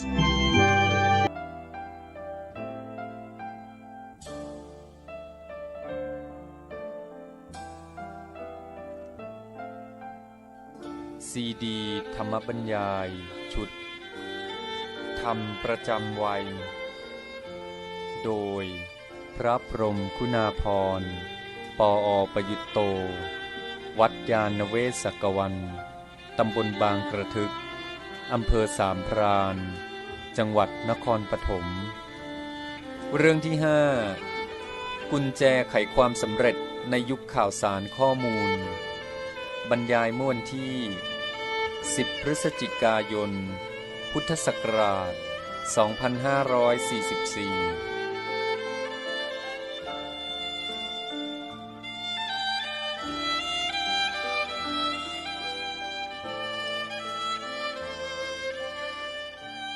ก็คุยกันวันละเล็กน้อยก็ยังดีก็เป็นธรรมะจำเพาะวันละสักหมวดหนึ่งนี่เมื่อวานได้คุยกันเรื่องพรหมวิหารต่อด้วยสังขาวัตถุเดี๋ยวนี้เขาพูดกันเรื่องให้เด็กเนี่ยมีการศึกษาที่ทำให้เก่งดีมีความสุขได้พรหมวิหารหมวดเดียวก็ได้ทั้งเก่งทั้งดีทั้งมีความสุขเชื่อไหมเพราะว่าพ่อแม่ก็เลี้ยงลูกเป็นฝึกลูกให้เก่งด้วยแล้วก็เป็นคนดีด้วยมีความสุขด้วยใช่ไหมอยู่ในนั้นครบเลยแล้วไม่เฉพาะเลี้ยงลูกอ่ะถึงคนในสังคมทั้งหมดเนี่ยก็เก่งได้หมดเลยเก่งทั้งสังคมเลยแล้วก็ดีแล้วมีความสุขได้หมดเพียงแต่ว่าเราไม่รู้จักเอามาใช้ทีนี้นอกจากว่าได้พรหมวิหารทำให้เก่งดีมีความสุขเป็นฐานแล้วก็เอาธรรมะอื่นๆมาประกอบหนุนเข้าไปอีกนะธรรมะที่จะทำให้เก่งดีมีความสุขนี่อีกเยอะอันนี้ตัวที่จะทำให้เก่งที่สำคัญเนี่ยก็ปัญญาเชื่อไหมปัญญานี่เป็นยอดธรรมะแหละขาดปัญญาอย่างเดียวมันก็เก่งไม่ไหวใช่ไหมเนี่ยถึงจะมีกำลังร่างกายแข็งแรงยังไง มันก็เก่งไปไม่ไหวนะถึงว่าจิตใจสู้ก็ปัญญาไม่ดีก็มันก็เก่งได้ในขอบเขตจำกัดแต่มีปัญญาดีแล้วมีตัวอื่นมาหนุนมีกำลังร่างกายมีทักษะดีมีความชำนาญในการใช้มือใช้ร่างกายแล้วก็มีจิตใจที่เข้มแข็งอดทนใจสู้เจอปัญหาไม่ถอยมีความใฝ่รู้อย่างเงี้ยมันก็เสริมให้ปัญญายิ่งดีใหญ่แต่ว่าตัวสำคัญก็คือปัญญาทีนี้ปัญญาเนี่ยเป็นธรรมะสำคัญในพุทธศาสนาเนี่ยจะมีชื่อเรียกเยอะแยะเลยตอนแรกนี้อยากจะถามนิดหน่อยพอจะนึกชื่ออะไรได้บ้างช่วยกันคนละเล็กละน้อยว่ามีคำอะไรบ้างในภาษาไทยเราที่เอามาจากภาษาพระนั่นแหละที่หมายถึงปัญญาเอาลองช่วยกันสิครับสัมปชัญญะหนึ่งละญาณก็ความรู้ใช่ไหมหรือมักแปลว่าความอย่างรู้วิปัสสนานี่ปัญญาชนิดที่เกี่ยวกับการรู้แจ้งความจริงของธรรมชาติของโลกและชีวิตความจริงตามที่มันเป็นวิปัสสนานี่เป็นปัญญาสำคัญสตินี่ไม่ใช่ปัญญาเป็นคู่กับปัญญาเนี่ยจะต้องรู้ความแตกต่างระหว่างสติกับปัญญาด้วยถ้ามีเวลาแล้วค่อยพูดกันถ้าไม่มีสติปัญญามันก็ไม่มาทำงานให้แต่มีแต่สติปัญญาไม่ใช้มันก็ได้แค่ว่าไม่เผลอแล้วก็ช่วยจิตให้เป็นสมาธิได้ดีขึ้นสติมันจะนำไปสู่สมาธิ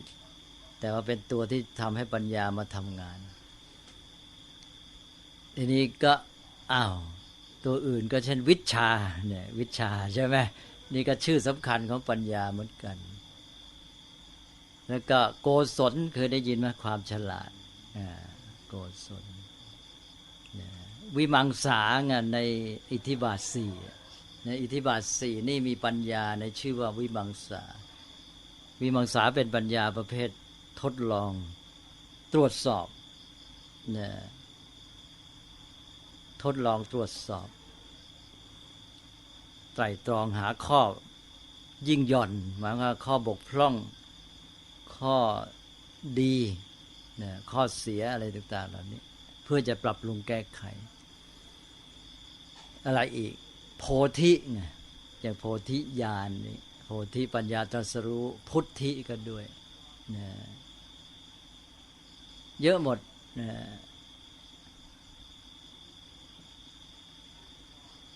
นึกอีกได้ไหมฮะสัมมาทิฏฐิต้องมีสัมมานำหน้าสัมมาทิฏฐิก็เป็นปัญญาที่เข้าใจถูกต้อง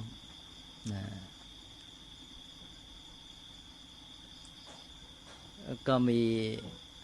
ปฏิสัมภิทาอันนี้อาจจะไม่ค่อยได้ยินปฏิสัมภิทาแปลว่าปัญญาแตกฉานก็เป็นอันว่าเยอะแหละคำว่าปัญญาเนี่ยใช้ในชื่อหลายอย่างชื่อกลางก็ปัญญาเนี่ยเป็นปัญญาก็ความรู้ที่ไม่บ่งจำเพาะว่าเป็นแง่ไหนทำหน้าที่อย่างไรส่วนปัญญาอย่างอื่นเนี่ยจะมีความหมายที่ใช้เฉพาะหน้าที่นี้หน้าที่นี้ที่นี้หรือในระดับนี้ในขอบเขตอย่างนี้นะแล้วตัวกลางก็เรียกว่าปัญญาวันนี้อยากจะพูดถึงปัญญาในชื่อว่าปฏิสัมภิทาปฏิสัมภิทานี้เป็นปัญญาแตกฉานที่ใช้กับเรื่องของข้อมูลข่าวสารนะยุคนี้เป็นยุคข้อมูลข่าวสารปัญญาตัวนี้จะสำคัญมากจะทำให้เราเก่งการปฏิบัติต่อข่าวสารข้อมูลเนี่ยในทางพระเนี่ยท่านแยกเป็นสองช่วงที่หนึ่งนี่เป็นช่วงรับต้องมีความสามารถในการที่จะรับช่วงที่สองก็คือช่วงใช้งานเนี่ย เอาไปแสดงออกหรือปฏิบัติการนี้เราก็ดูทีละช่วงรับเข้าท่านก็แยกเป็นสองโดยหลักใหญ่หนึ่งเมื่อจะฟังก็ตามอ่านก็ตามเนี่ยเข้าใจสิ่งที่อ่านที่ฟังคือเข้าใจเนื้อหาเนื้อความหมายต่างๆชัดเจนไปหมดเขามีพูดอะไรมาหรือว่าเขียนอะไรมาเราอ่านแล้วก็เข้าใจนะเข้าใจตามที่เขาต้องการที่จะแสดงให้เรานะว่าเขามีความประสงค์อย่างไรนะเพราะฉะนั้นพูดง่ายๆก็เข้าใจความหมายนะก็ความหมายก็เลยไปถึงความประสงค์คือคนที่เขาพูดเขาต้องมีความหมายของเขาใช่ไหมแล้วเราก็เข้าใจทันตามนั้นนะมีรายละเอียดอะไรแต่อะไรก็เข้าใจได้หมดอย่างนี้เขาเรียกว่าเข้าใจอัตถะแปลว่าความหมายความมุ่งหมายความประสงค์จุดหมายอยู่ในนี้หมดนะเนื้อความรายละเอียดอะไรมีเท่าไหร่ก็เข้าใจจะแจ้งกันไปเลยนี่ขั้นที่หนึ่งนี่เป็นขั้นเบื้องต้นเลยนะอันนี้ขั้นที่สองก็คือจับประเด็นได้นะจับหลักได้เนื้อความทั้งหมดรายละเอียดยังไงก็ตามเนี่ยจับเป็นประเด็นได้นะจับจุดของเรื่องได้แล้วสามารถเอามาย่อนะในความคิดของตัวเองเนี่ยย่อให้มันเป็นสาระของทั้งหมดเช่นว่าอ่านหนังสือหน้าหนึ่งเนี่ยก็จับได้ว่าสิ่งที่เขาต้องการพูดเนี่ยคือเรื่องนี้นะหรือว่าอ่านหนังสือไปบทหนึ่งเลยนะก็รู้เลยว่าเขาพูดเรื่องนี้บางคนอ่านรู้รายละเอียดเข้าใจแต่ว่าจับประเด็นไม่ได้เพราะฉะนั้นการจับประเด็นได้จับหลักได้เนี่ยสำคัญมากซึ่งทำให้เราเนี่ยสามารถก้าวไปสู่ไอ้ภาคที่เราจะพัฒนาปัญญาต่อไปไม่งั้นเราก็ติดอยู่กับรายละเอียดแล้วก็ทีนี้ต่อไปมากๆก็สับสนคนที่จับหลักจับประเด็นจับจุดได้เนี่ยนะเหมือนกับย่อเอาไอ้ที่เขาพูดมาหนังสือทั้งเล่มเนี่ยไว้เป็นไอ้ข้อความซึ่งเขาอาจจะพูดในใจของตัวเองเนี่ยสั้นๆนิดเดียวประโยคเดียวนะเพราะนั้นเวลาเราเรียนหนังสืออะไรเนี่ยเราต้องฝึกอ่านหนังสือไปนี่ก็ถามตัวเองว่าอ้าวเช่นอาจจะทีละหน้าก็ได้หรืออาจจะทีละบทก็ได้ว่าเราเข้าใจเนื้อความแจ่มแจ้งไหมในการฝึกนี้ถ้าอ่านไม่ยอมแจ่มแจ้งไม่เข้าใจคนไหนไม่ยอมผ่านนะต้องเข้าใจหมดไอ้ที่อ่านเนี่ยพอจบแล้วถามตัวเองว่าประเด็นของเรื่องคืออะไรคนเขียนเขาพูดอะไรนะสาระของทั้งหมดแม้แต่ตรวจสอบตัวเองทีละบทคือบทเนี่ยก็ได้นะจบเล่มหนึ่งก็ประมวลอีกทีหนึ่งหนังสือเล่มนี้ว่าด้วยเรื่องอะไรถ้าอย่างนี้แล้วไม่ช้าปัญญาแตกฉานนะทีนี้หลายคนจะไม่ฝึก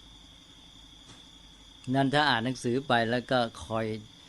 ถามตัวเองอย่างเงี้ยนะแล้วใช้เป็นตอนๆเป็นช่วงๆที่จะมีการที่สรุปเนื้อความประมวลจับประเด็นออกมาเนี่ยนะก็จะทำให้พัฒนาปัญญาซึ่งตอนนี้ได้2ข้อหนึ่งก็คือความแตกฉานในเนื้อความนะรายละเอียดทั้งหมดท่านเรียกว่าอัฏฐะก็เติมปฏิสัมภิทาปัญญาแตกฉานเป็นอัฏฐปฏิสัมภิทาปัญญาแตกฉานในเนื้อความทีนี้อันที่สองนี่ตัวหลักท่านใช้คำว่าธรรมะตัวหลักนะจับหลักจับประเด็นได้นะ นี้สองอันนี้ก็มาเชื่อมกันก็หัดให้เก่งหนึ่งมีเนื้อความยาวๆนี่สรุปย่อจับประเด็นพูดสั้นๆว่าหนังสือนี้หรือบทนี้ตอนนี้ว่าด้วยเรื่องอะไรพูดให้ได้แล้วก็ในทางย้อนกลับตัวหลักตัวประเด็นข้อความที่เขาพูดไว้แต่6 ข้อเนี่ยพอเห็นแล้วสามารถขยายความออกไปได้ขยายให้ละเอียดพิสดารนี่ก็เรียกว่าเอาออกจากตัวหลักตัวประเด็นนี้ขยายความก็ไปเป็นข้อหนึ่งถ้าเอาตัวประเด็นมาตั้งแล้วขยายความออกไปได้ก็เป็นอัฏฐปฏิสัมภิทานี่ถ้าเห็นรายละเอียดมาแล้วสามารถย่อตั้งเป็นประเด็นเป็นหัวข้อได้ก็เป็นธรรมปฏิสัมภิทาสองอันเนี้ยฝึกกลับไปกลับมาก็จะมีความช่ำชองนะตอนนี้ยังอยู่ในตัวเองหัดกับตัวเองเหมือนกับพูดในใจก็อยู่ในความคิดนะเอาละครับขั้นเนี้ยฝึกแค่ขั้นเนี้ยก็ไปได้ไกลเลยเป็นการฝึกอย่างดีนะข่าวสารข้อมูลเวลาเนี้ยคนจะเป็นปัญหามากทั้งข้อ1ข้อ2นะข้อ1ยังง่ายกว่าข้อ2ฟังกันไปเพลินๆเรื่อยเปื่อยสับสนจับความเนื้อความไม่เข้าใจชัดเจนนะก็เลยเรื่องราวข่าวสารที่เข้ามาก็ไม่มีความชัดเจนก็เก็บสะสมไว้อย่างสับสนแต่ที่อันที่สองสำคัญคือมีอะไรเกิดขึ้นในสังคมมีเรื่องราวอะไรจับหลักจับประเด็นไม่ได้เลยเนี่ยไม่รู้ตัวปัญหาอยู่ที่ไหนมีเรื่องราวเอามาวิพากษ์วิจารณ์กันในสังคมเนี่ยไม่รู้ว่าตัวปัญหาคืออะไรเนี่ยเวลานี้เป็นปัญหาอย่างยิ่งเลยแล้วคนจะแก้ปัญหาได้อย่างไรจับประเด็นปัญหาไม่แตกเหมือนอย่างที่เคยยกตัวอย่างที่ว่าผู้หญิงจะบวชเป็นภิกษุณีเนี่ยก็ไปเถียงกันว่ามีสิทธิ์บวชไหมไปอ้างรัฐธรรมนูญบ้างอะไรบ้างนะก็ไม่รู้ว่าไอ้ตัวประเด็นมันอยู่ที่ไหนไปเถียงทำไมผู้หญิงมีสิทธิ์ไหมผู้หญิงมีสิทธิ์ตลอดกาลใช่ไหมก็พระพุทธเจ้าก็ได้ตกลงบัญญัติวินัยไว้แล้วก็คือการให้สิทธินั้นไม่ได้หายไปไหนไม่ได้ยกเลิกเดี๋ยวนี้ก็มีสิทธิ์ตามเดิมแต่ว่ามันมีปัญหาว่าใครมีสิทธิ์ที่จะบวชให้ ไม่ใช่ผู้หญิงมีสิทธิ์บวชหรือไม่นะผู้หญิงมีสิทธิ์บวชแต่ใครมีสิทธิ์บวชให้ผู้หญิงก็เรื่องต่างๆเนี่ยก็ต้องจับให้ได้ว่าประเด็นปัญหาอยู่ที่ไหนนะก็ต้องฝึกกันก็ต้องพยายามเวลาได้ยินได้ฟังอะไรก็ต้องพิจารณาให้ชัดเจนนะซึ่งจะมีไอ้ตัวคุณสมบัติทางจิตใจใช้ความใฝ่รู้นี่มาช่วยทำให้เราเนี่ยไม่ปล่อยอะไรผ่านไปผิวเผินมีการศึกษาค้นคว้าเอาจริงเอาจังซึ่งจะเป็นตัวสำคัญที่จะทำให้ก้าวไปในการพัฒนาปัญญาก็ทีนี้ภาครับเข้ามาก็เอาแค่นี้ก่อนนะฮะก็โดยทั่วไปก็ใช้แค่2 ข้อเนี่ยนี้ต่อไปก็ภาคใช้งานรับเข้ามาได้ทีนี้ใช้งานเนี่ยมันก็กลับไปช่วยเสริมไอ้ภาครับให้มันยิ่งช่ำชองยิ่งขึ้นช่ำชองและแตกฉานนะ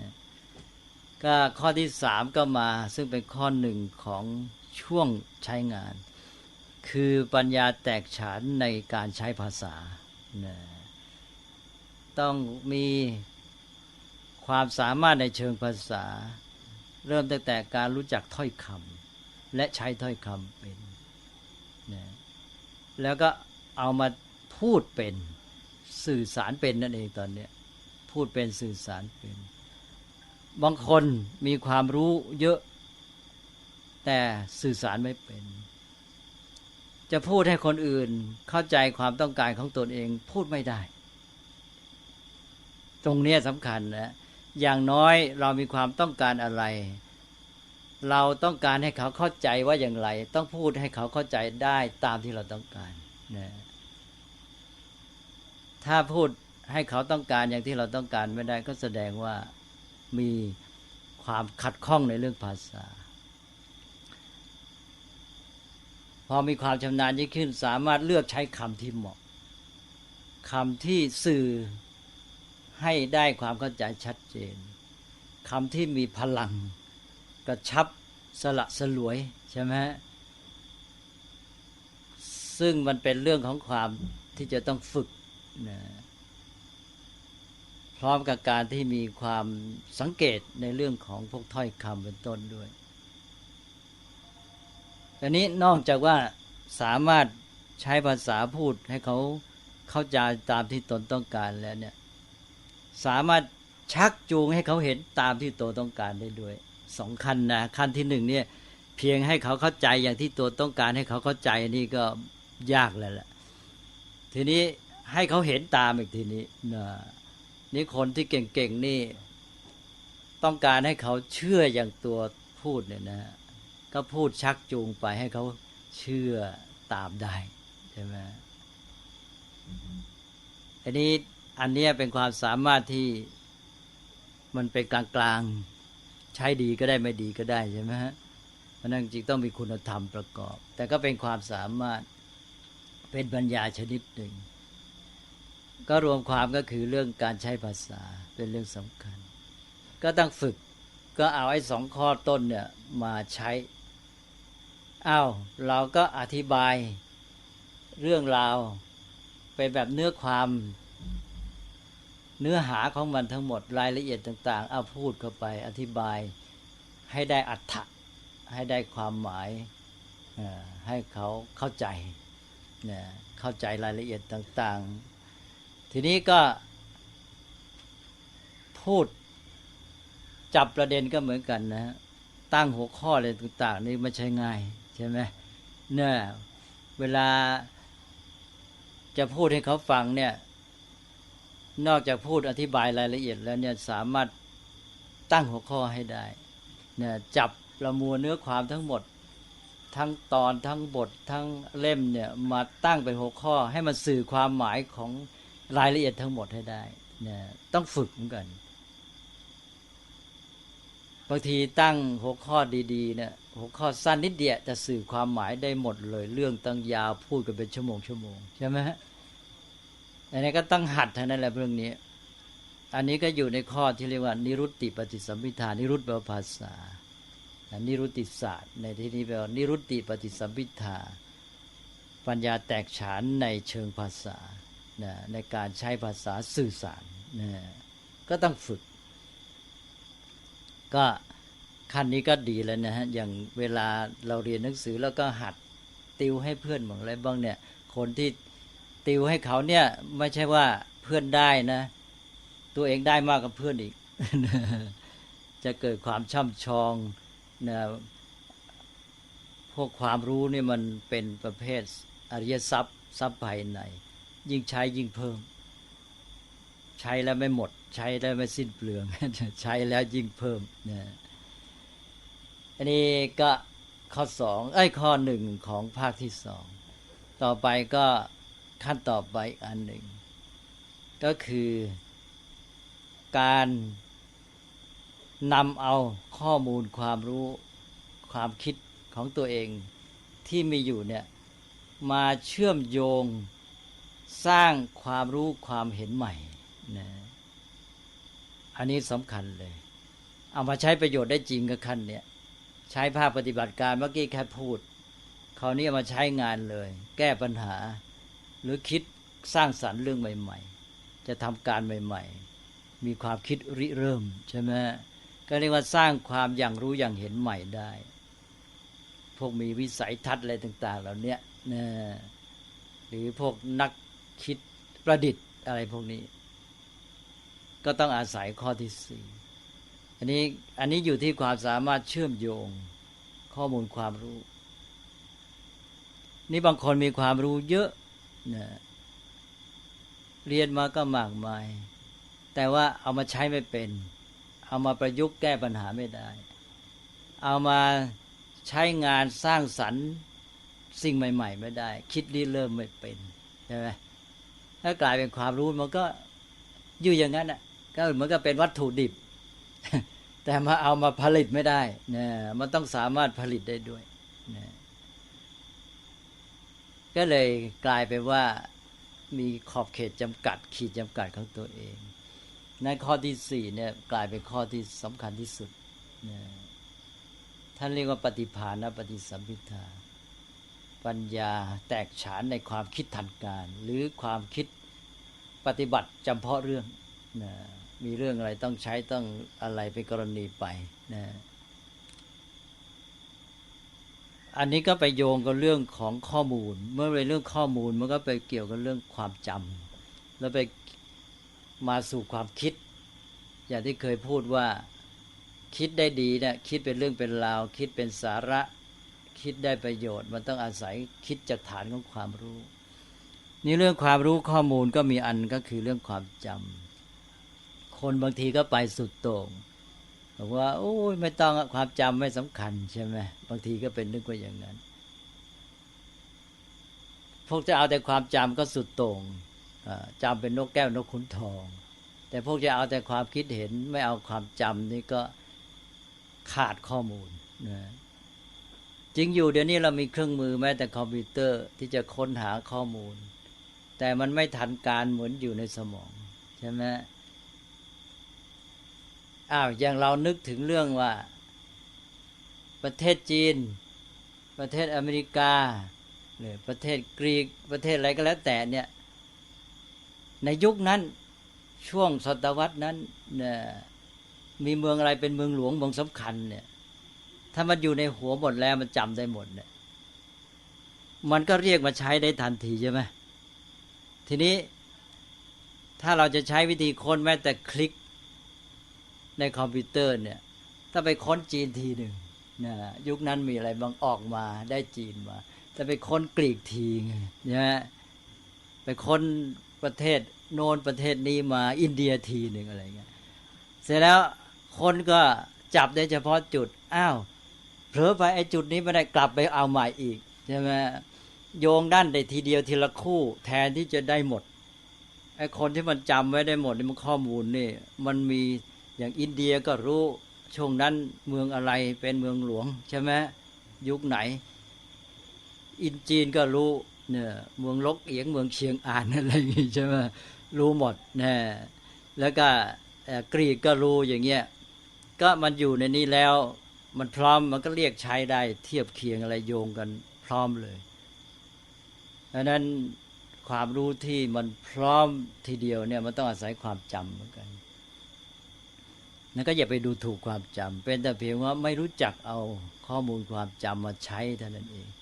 สักแต่ว่าจำนะถ้าดีก็ได้ทั้งจำด้วยทั้งคิดก็เก่งด้วยใช่ไหม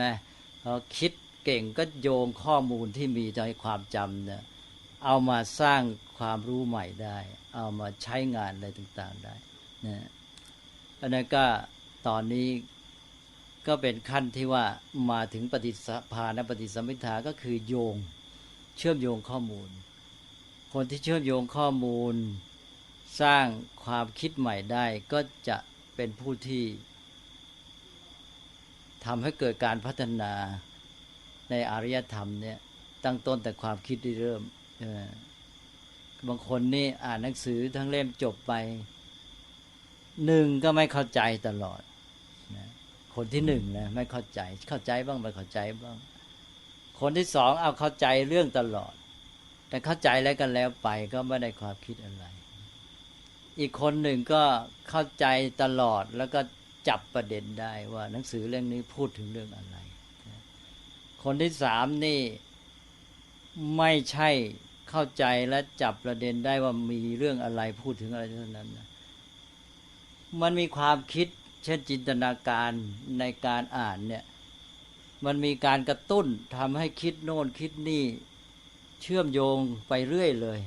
ข้อมูลความรู้ของตัวเองที่มีอยู่มากระทบกับไอ้ความรู้ใหม่ที่ได้อ่านนี่สร้างเป็นความคิดใหม่ๆเยอะเลยนะกว่าจะอ่านตลอดเล่มนี่ได้ความคิดใหม่เยอะแยะเลยนะ ก็เคยพูดว่าอาจจะอ่านหนังสือเล่มเดียวเนี่ยแต่งหนังสือได้ใหม่10 เล่มใช่ไหม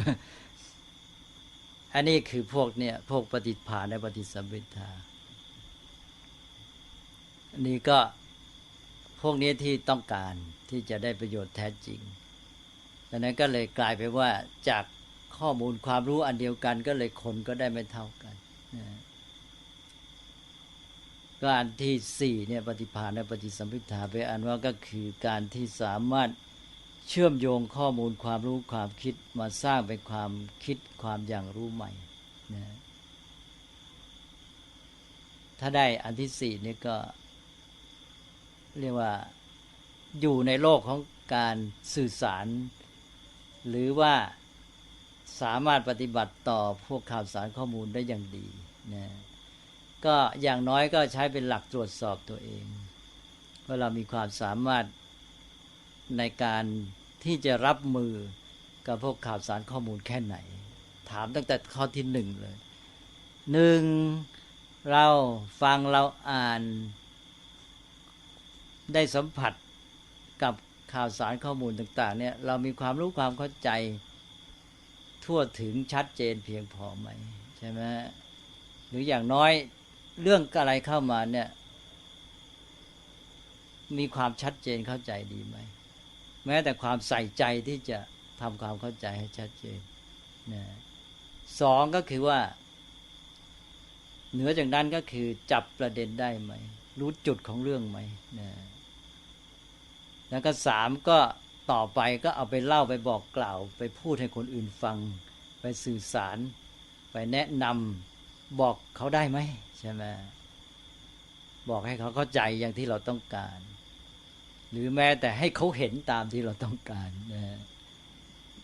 แล้วก็4ก็คือเอามาใช้ประโยชน์ในการที่แก้ปัญหาแล้วก็ทำการสร้างสรรค์สิ่งใหม่ๆได้หรือเปล่านะก็รวมแล้วก็4ข้อที่1เรียกว่าอัฏฐปฏิสัมภิทาปัญญาแตกฉานในเนื้อความ2ก็ธรรมปฏิสัมภิทาปัญญาแตกฉานในตัวหลักนะ3ก็นิรุตติปฏิสัมภิทาปัญญาแตกฉานในเชิงนิรุตคือภาษาหรือการสื่อสารแล้วก็4ปฏิภาณปฏิสัมภิทาปัญญาแตกฉานในความคิดทันการหรือในการคิดให้ใช้งานได้จำเพาะในแต่กรณีได้สำเร็จนะเฉพาะเรื่องเนี่ยก็จบวันนี้ก็เลยสั้นนิดเดียวนะฮะเนี่ยเด็กๆสอนไว้แล้วจะรับมือกับยุคข่าวสารข้อมูลได้ดีนะถ้าไม่มีหลักแล้วก็เลื่อยเปื่อยผู้เรียนเนี่ยได้ประโยชน์มากอันนี้เอาไปใช้เถอะนะก็การตรวจสอบตัวเองเนี่ยมันเป็นการฝึกก็เรามีหลักแล้วเราก็ไปตรวจสอบเอาหลักนี้มาใช้ตรวจสอบตัวเองแล้วเราก็จะได้การฝึกตนพัฒนาไปเรื่อยๆนี่หลายคนก็อยากฝึกตนแต่ไม่มีหลักที่จะฝึกบางคนได้หลักแต่ไม่รู้จักฝึกตัวเองจะ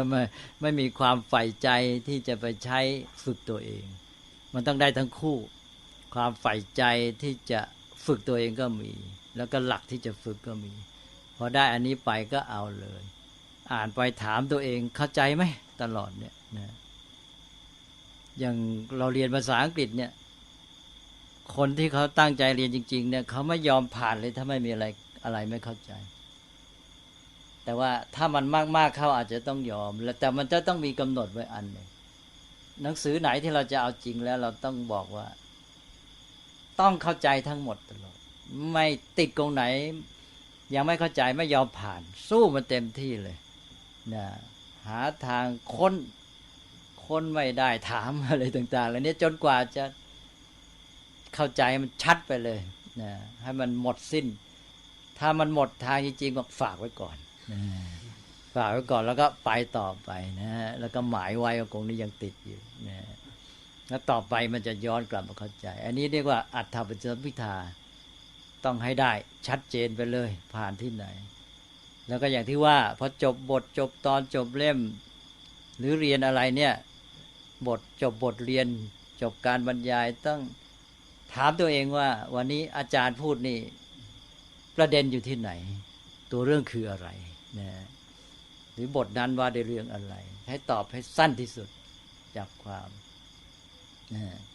ถ้าได้อันนี้นะง่ายเลยทีนี้เวลาจะทวนสอบอะไรเนี่ยเอาแต่หัวข้อปั๊บเดียวแหละไม่ต้องไปจำเยอะ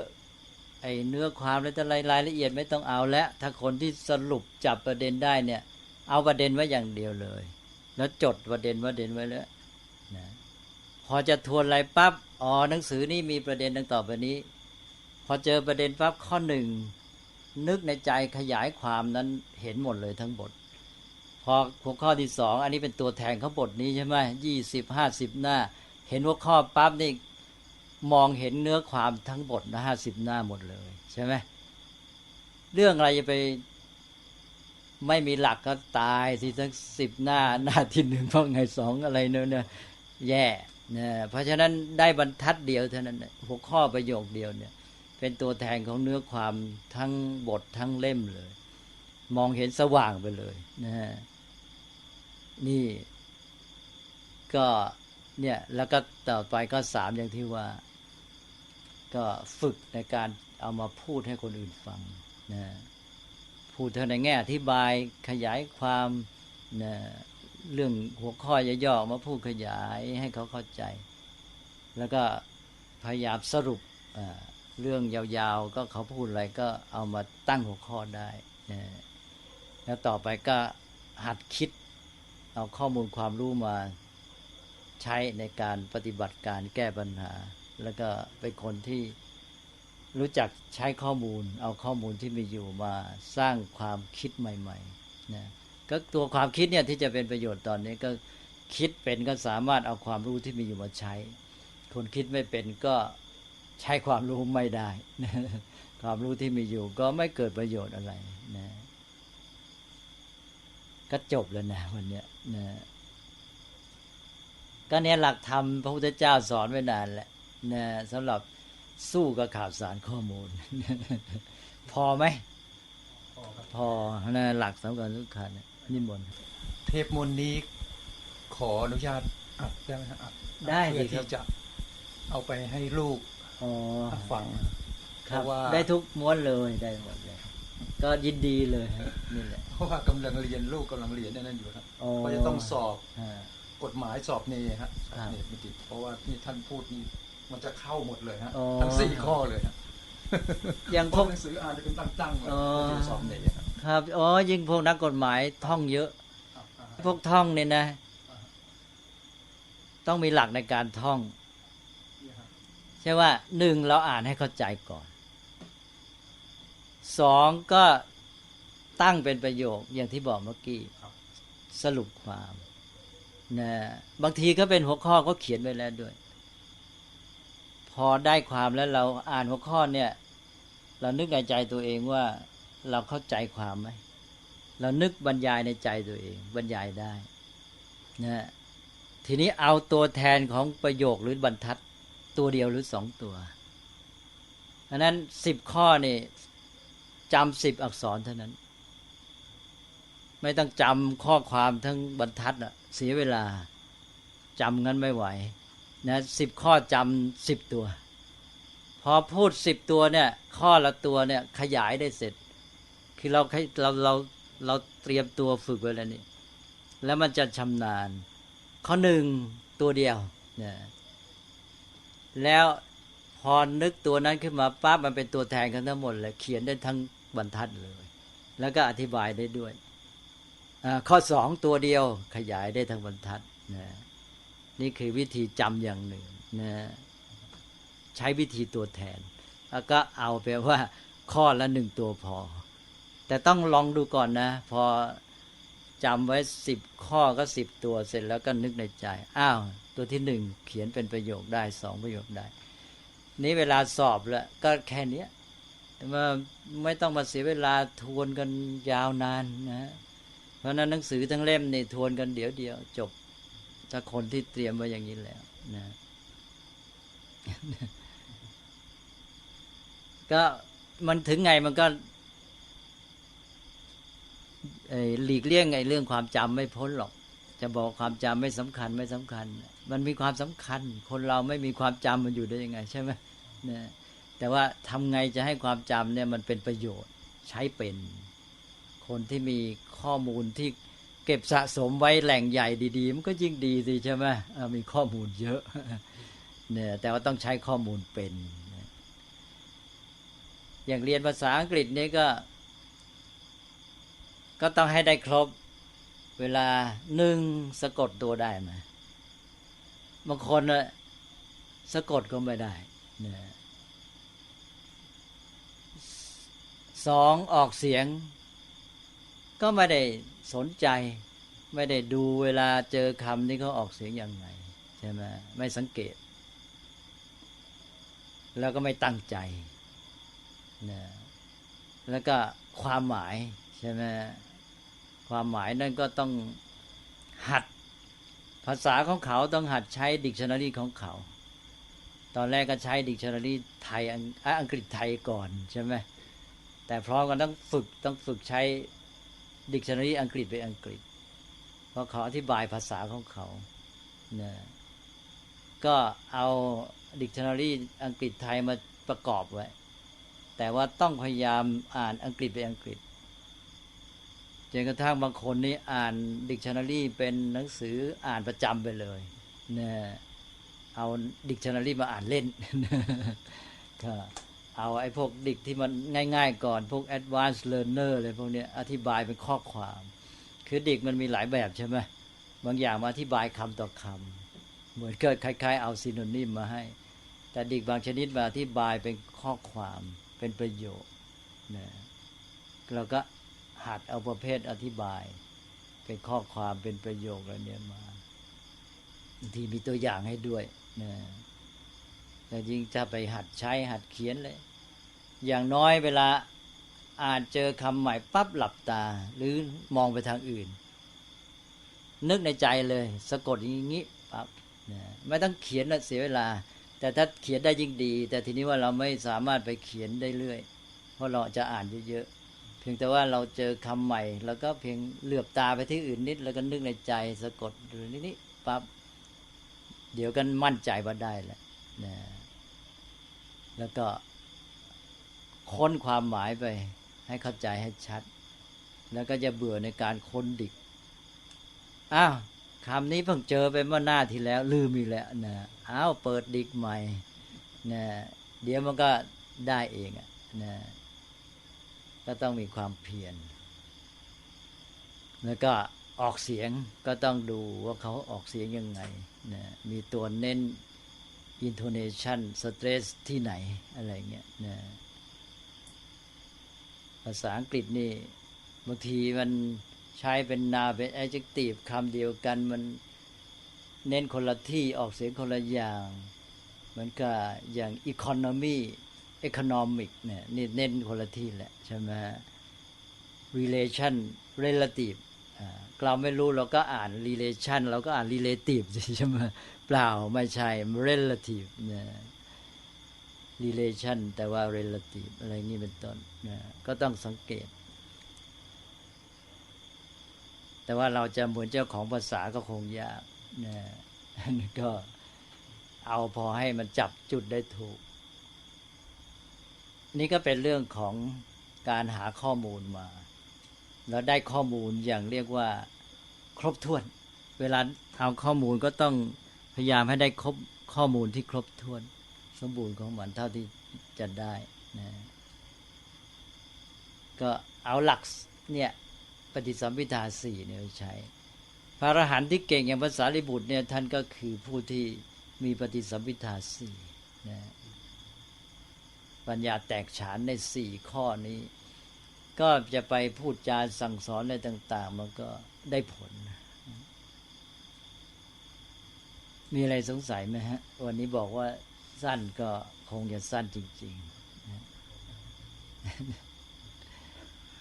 เอาไปใช้ในการเรียนด้วยนะท่านอิทธิวโรครับว่าไงจะถามอะไรนิมนต์ผมยัง เอาไปใช้ในความคิดใหม่ๆไม่ค่อยได้อะครับศึกษาแล้วเข้าใจแล้วจับประเด็นได้แล้วแต่ยังเอาไปใช้ที่จะเกิดสิ่งใหม่ๆไม่ค่อยได้เท่าไหร่ครับก็ต้องเจอแบบฝึกหัดบ่อยๆก็คือการจะใช้งานเนี่ยมักใช้กับปัญหาถ้าไม่มีปัญหาโดยตรงก็ตั้งคำถามใช่ไหมการตั้งคำถามนี่เป็นวิธีฝึกตัวเอาแม้แต่ในการหาความเข้าใจเรียนรู้เรื่องนั้นให้ชัดเจนคนเรานี่ต้องรู้จักแก้ปัญหาใช่ไหมการแก้ปัญหาก็คือการฝึกปัญญาก็พูดบ่อยๆว่าปัญหาคู่กับปัญญาเปลี่ยนตัวหอเป็นตัวยอมมันก็เปลี่ยนปัญหาเป็นปัญญาเพราะนั้นเราจะต้องจำไว้เลยว่าเราจะเปลี่ยนปัญหาให้เป็นปัญญาแล้วเราก็ต้องสู้ปัญหาใช่ไหมเพราะนั้นเจอปัญหาไม่ถอยเจอปัญหาแล้วก็กลายเป็นเครื่องฝึกปัญญาปัญหาก็เป็นในหินลับปัญญาหรือเป็นสนามฝึกปัญญาก็ปัญหาก็เป็นพวกแบบฝึกหัดเนี่ยคนเราไม่ฝึกมันก็ไม่เก่งนั่นก็เจอปัญหาบ่อยๆต่อไปมันก็จะทำให้เราเนี่ยมันเรียกร้องเราหรือบังคับเราหรือบีบเราให้เราต้องพยายามเอาไอ้ข้อมูลความรู้มาใช้ใช่ไหมเมื่อเจอปัญหามันก็เลยทำให้รู้จักคิดนะแล้วก็ไอ้หลักโยนิโสมนสิการอีกจะมาช่วยซึ่งท่านโชติปุณโญถามอยู่เรื่อง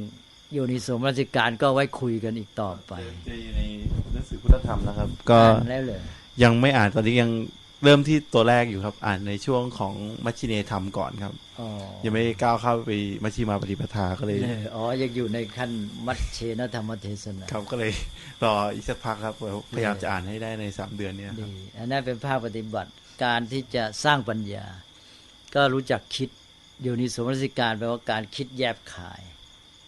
นะก็จะทำให้เราเนี่ยสามารถฝึกปัญญาได้ดีนะก็ต้องคิดเป็นนั่นแหละนะแล้วก็คิดเป็นก็คิดจากการสู้ปัญหาเนี่ยเป็นวิธีที่ดีที่สุดพระพุทธเจ้าจะตั้งคำถามกับพระองค์เองพระองค์เล่าการตรัสรู้เราเกิดความรู้สึกอย่างนี้ก็ถามว่าไอ้ความรู้สึกเนี้ยมันเกิดขึ้นเพราะอะไรนะมีอะไรก่อนแล้วอันนี้จึงมีแล้วก็สืบค้นไปโดยอันนี้กระบวนการของการสืบสาวเหตุปัจจัยก็เกิดขึ้นทีนี้คนที่จะมาสร้างไอ้ความรู้ความคิดใหม่เนี่ยก็ต้องใช้กระบวนการของเหตุปัจจัยเพราะข้อมูลต่างๆเนี่ยมันก็จะเป็นเหตุปัจจัยใช่ไหมมันมีความสัมพันธ์เชิงเหตุปัจจัยกันการสร้างผลก็ต้องรู้เหตุปัจจัยก็เอาข้อมูลที่เป็นเหตุปัจจัยเนี่ยจับมาเพื่อจะมาทำให้เกิดผลที่ต้องการนะเหมือนกับว่าผลอันนี้ที่ต้องการเนี่ยมันต้องมีองค์ประกอบอะไรบ้างที่จะมาเป็นปัจจัยให้มันเกิดผลอันนี้ขึ้นมาเหมือนอย่างคนที่ต้องการต้นไม้ใช่ไหมก็ต้องถามว่าไอ้ต้นไม้เนี่ยมันเกิดจากอะไรใช่ไหมแน่มีเม็ดนอกจากเม็ดแล้วต้องอาศัยอะไรต้องอาศัยปัจจัยอื่นปัจจัยอะไรบ้างเนี่ยก็ต้องค้นแหละนะต้องมีดินต้องมีน้ำต้องมีปุ๋ยต้องอุณหภูมิขนาดไหนมันจะพอเหมาะอะไรนี้เป็นต้นอันนี้ก็เป็นนักสืบสาวเหตุปัจจัยพระพุทธเจ้านี่วิธีคิดสำคัญอย่างหนึ่งคือการสืบสาวเหตุปัจจัยเป็นความคิดหลักนอกจากนั้นก็จะมีการวิเคราะห์แยกแยกกระจายองค์ประกอบมาแล้วแยกแล้วไม่แยกเฉยๆแยกหาความสัมพันธ์ระหว่างแต่ละอันนี่เลยคือจะทำให้โยงกันแยกแล้วโยงไม่ใช่แยกทิ้งนี่พวกหนึ่งเนี่ยแยกเฉยๆแยกว่ามันประกอบด้วยอะไรบ้างใช่ไหมอย่างนี้ก็บางทีก็เลยแยกแล้วกันไปพอรู้ว่ามันมีอะไรบ้างแต่ว่าสร้างความคิดใหม่ไม่ได้นี่พวกที่สร้างความคิดใหม่ต้องโยงเป็นใช่ว่าไอ้ตัวนี้มันสัมพันธ์กับตัวนี้พอว่ามันสัมพันธ์กันอย่างนี้มันก็เลยรู้ว่าต้องทำหน้าที่อะไรใช่ไหมเจ้าตัวนี้ทำหน้าที่อะไรมันก็โยงไปหามันเป็นองค์รวมที่เขาเรียกองค์รวมหรือผลทั้งหมดเนี่ยที่เกิดเป็นอย่างนี้ มีองค์ประกอบอันนี้องค์ประกอบแต่ละอันก็คือเป็นปัจจัยมาร่วมกันไปโยงกับอันนั้นโดยมาทำหน้าที่อย่างนี้ในระบบของทั้งหมดแล้วจากความคิดนี้ก็เรียกว่าทั้งแยกทั้งโยงมองเห็นความสัมพันธ์ระหว่างองค์ประกอบต่าง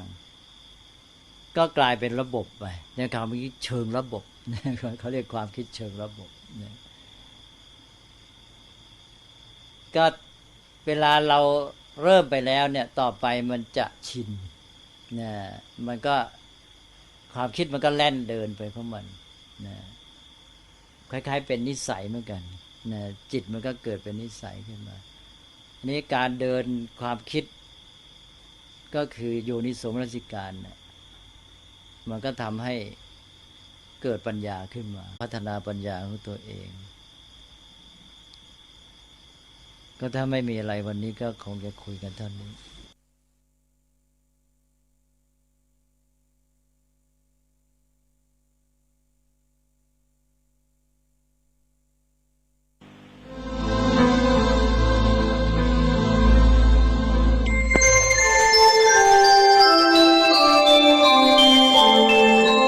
ขณะนี้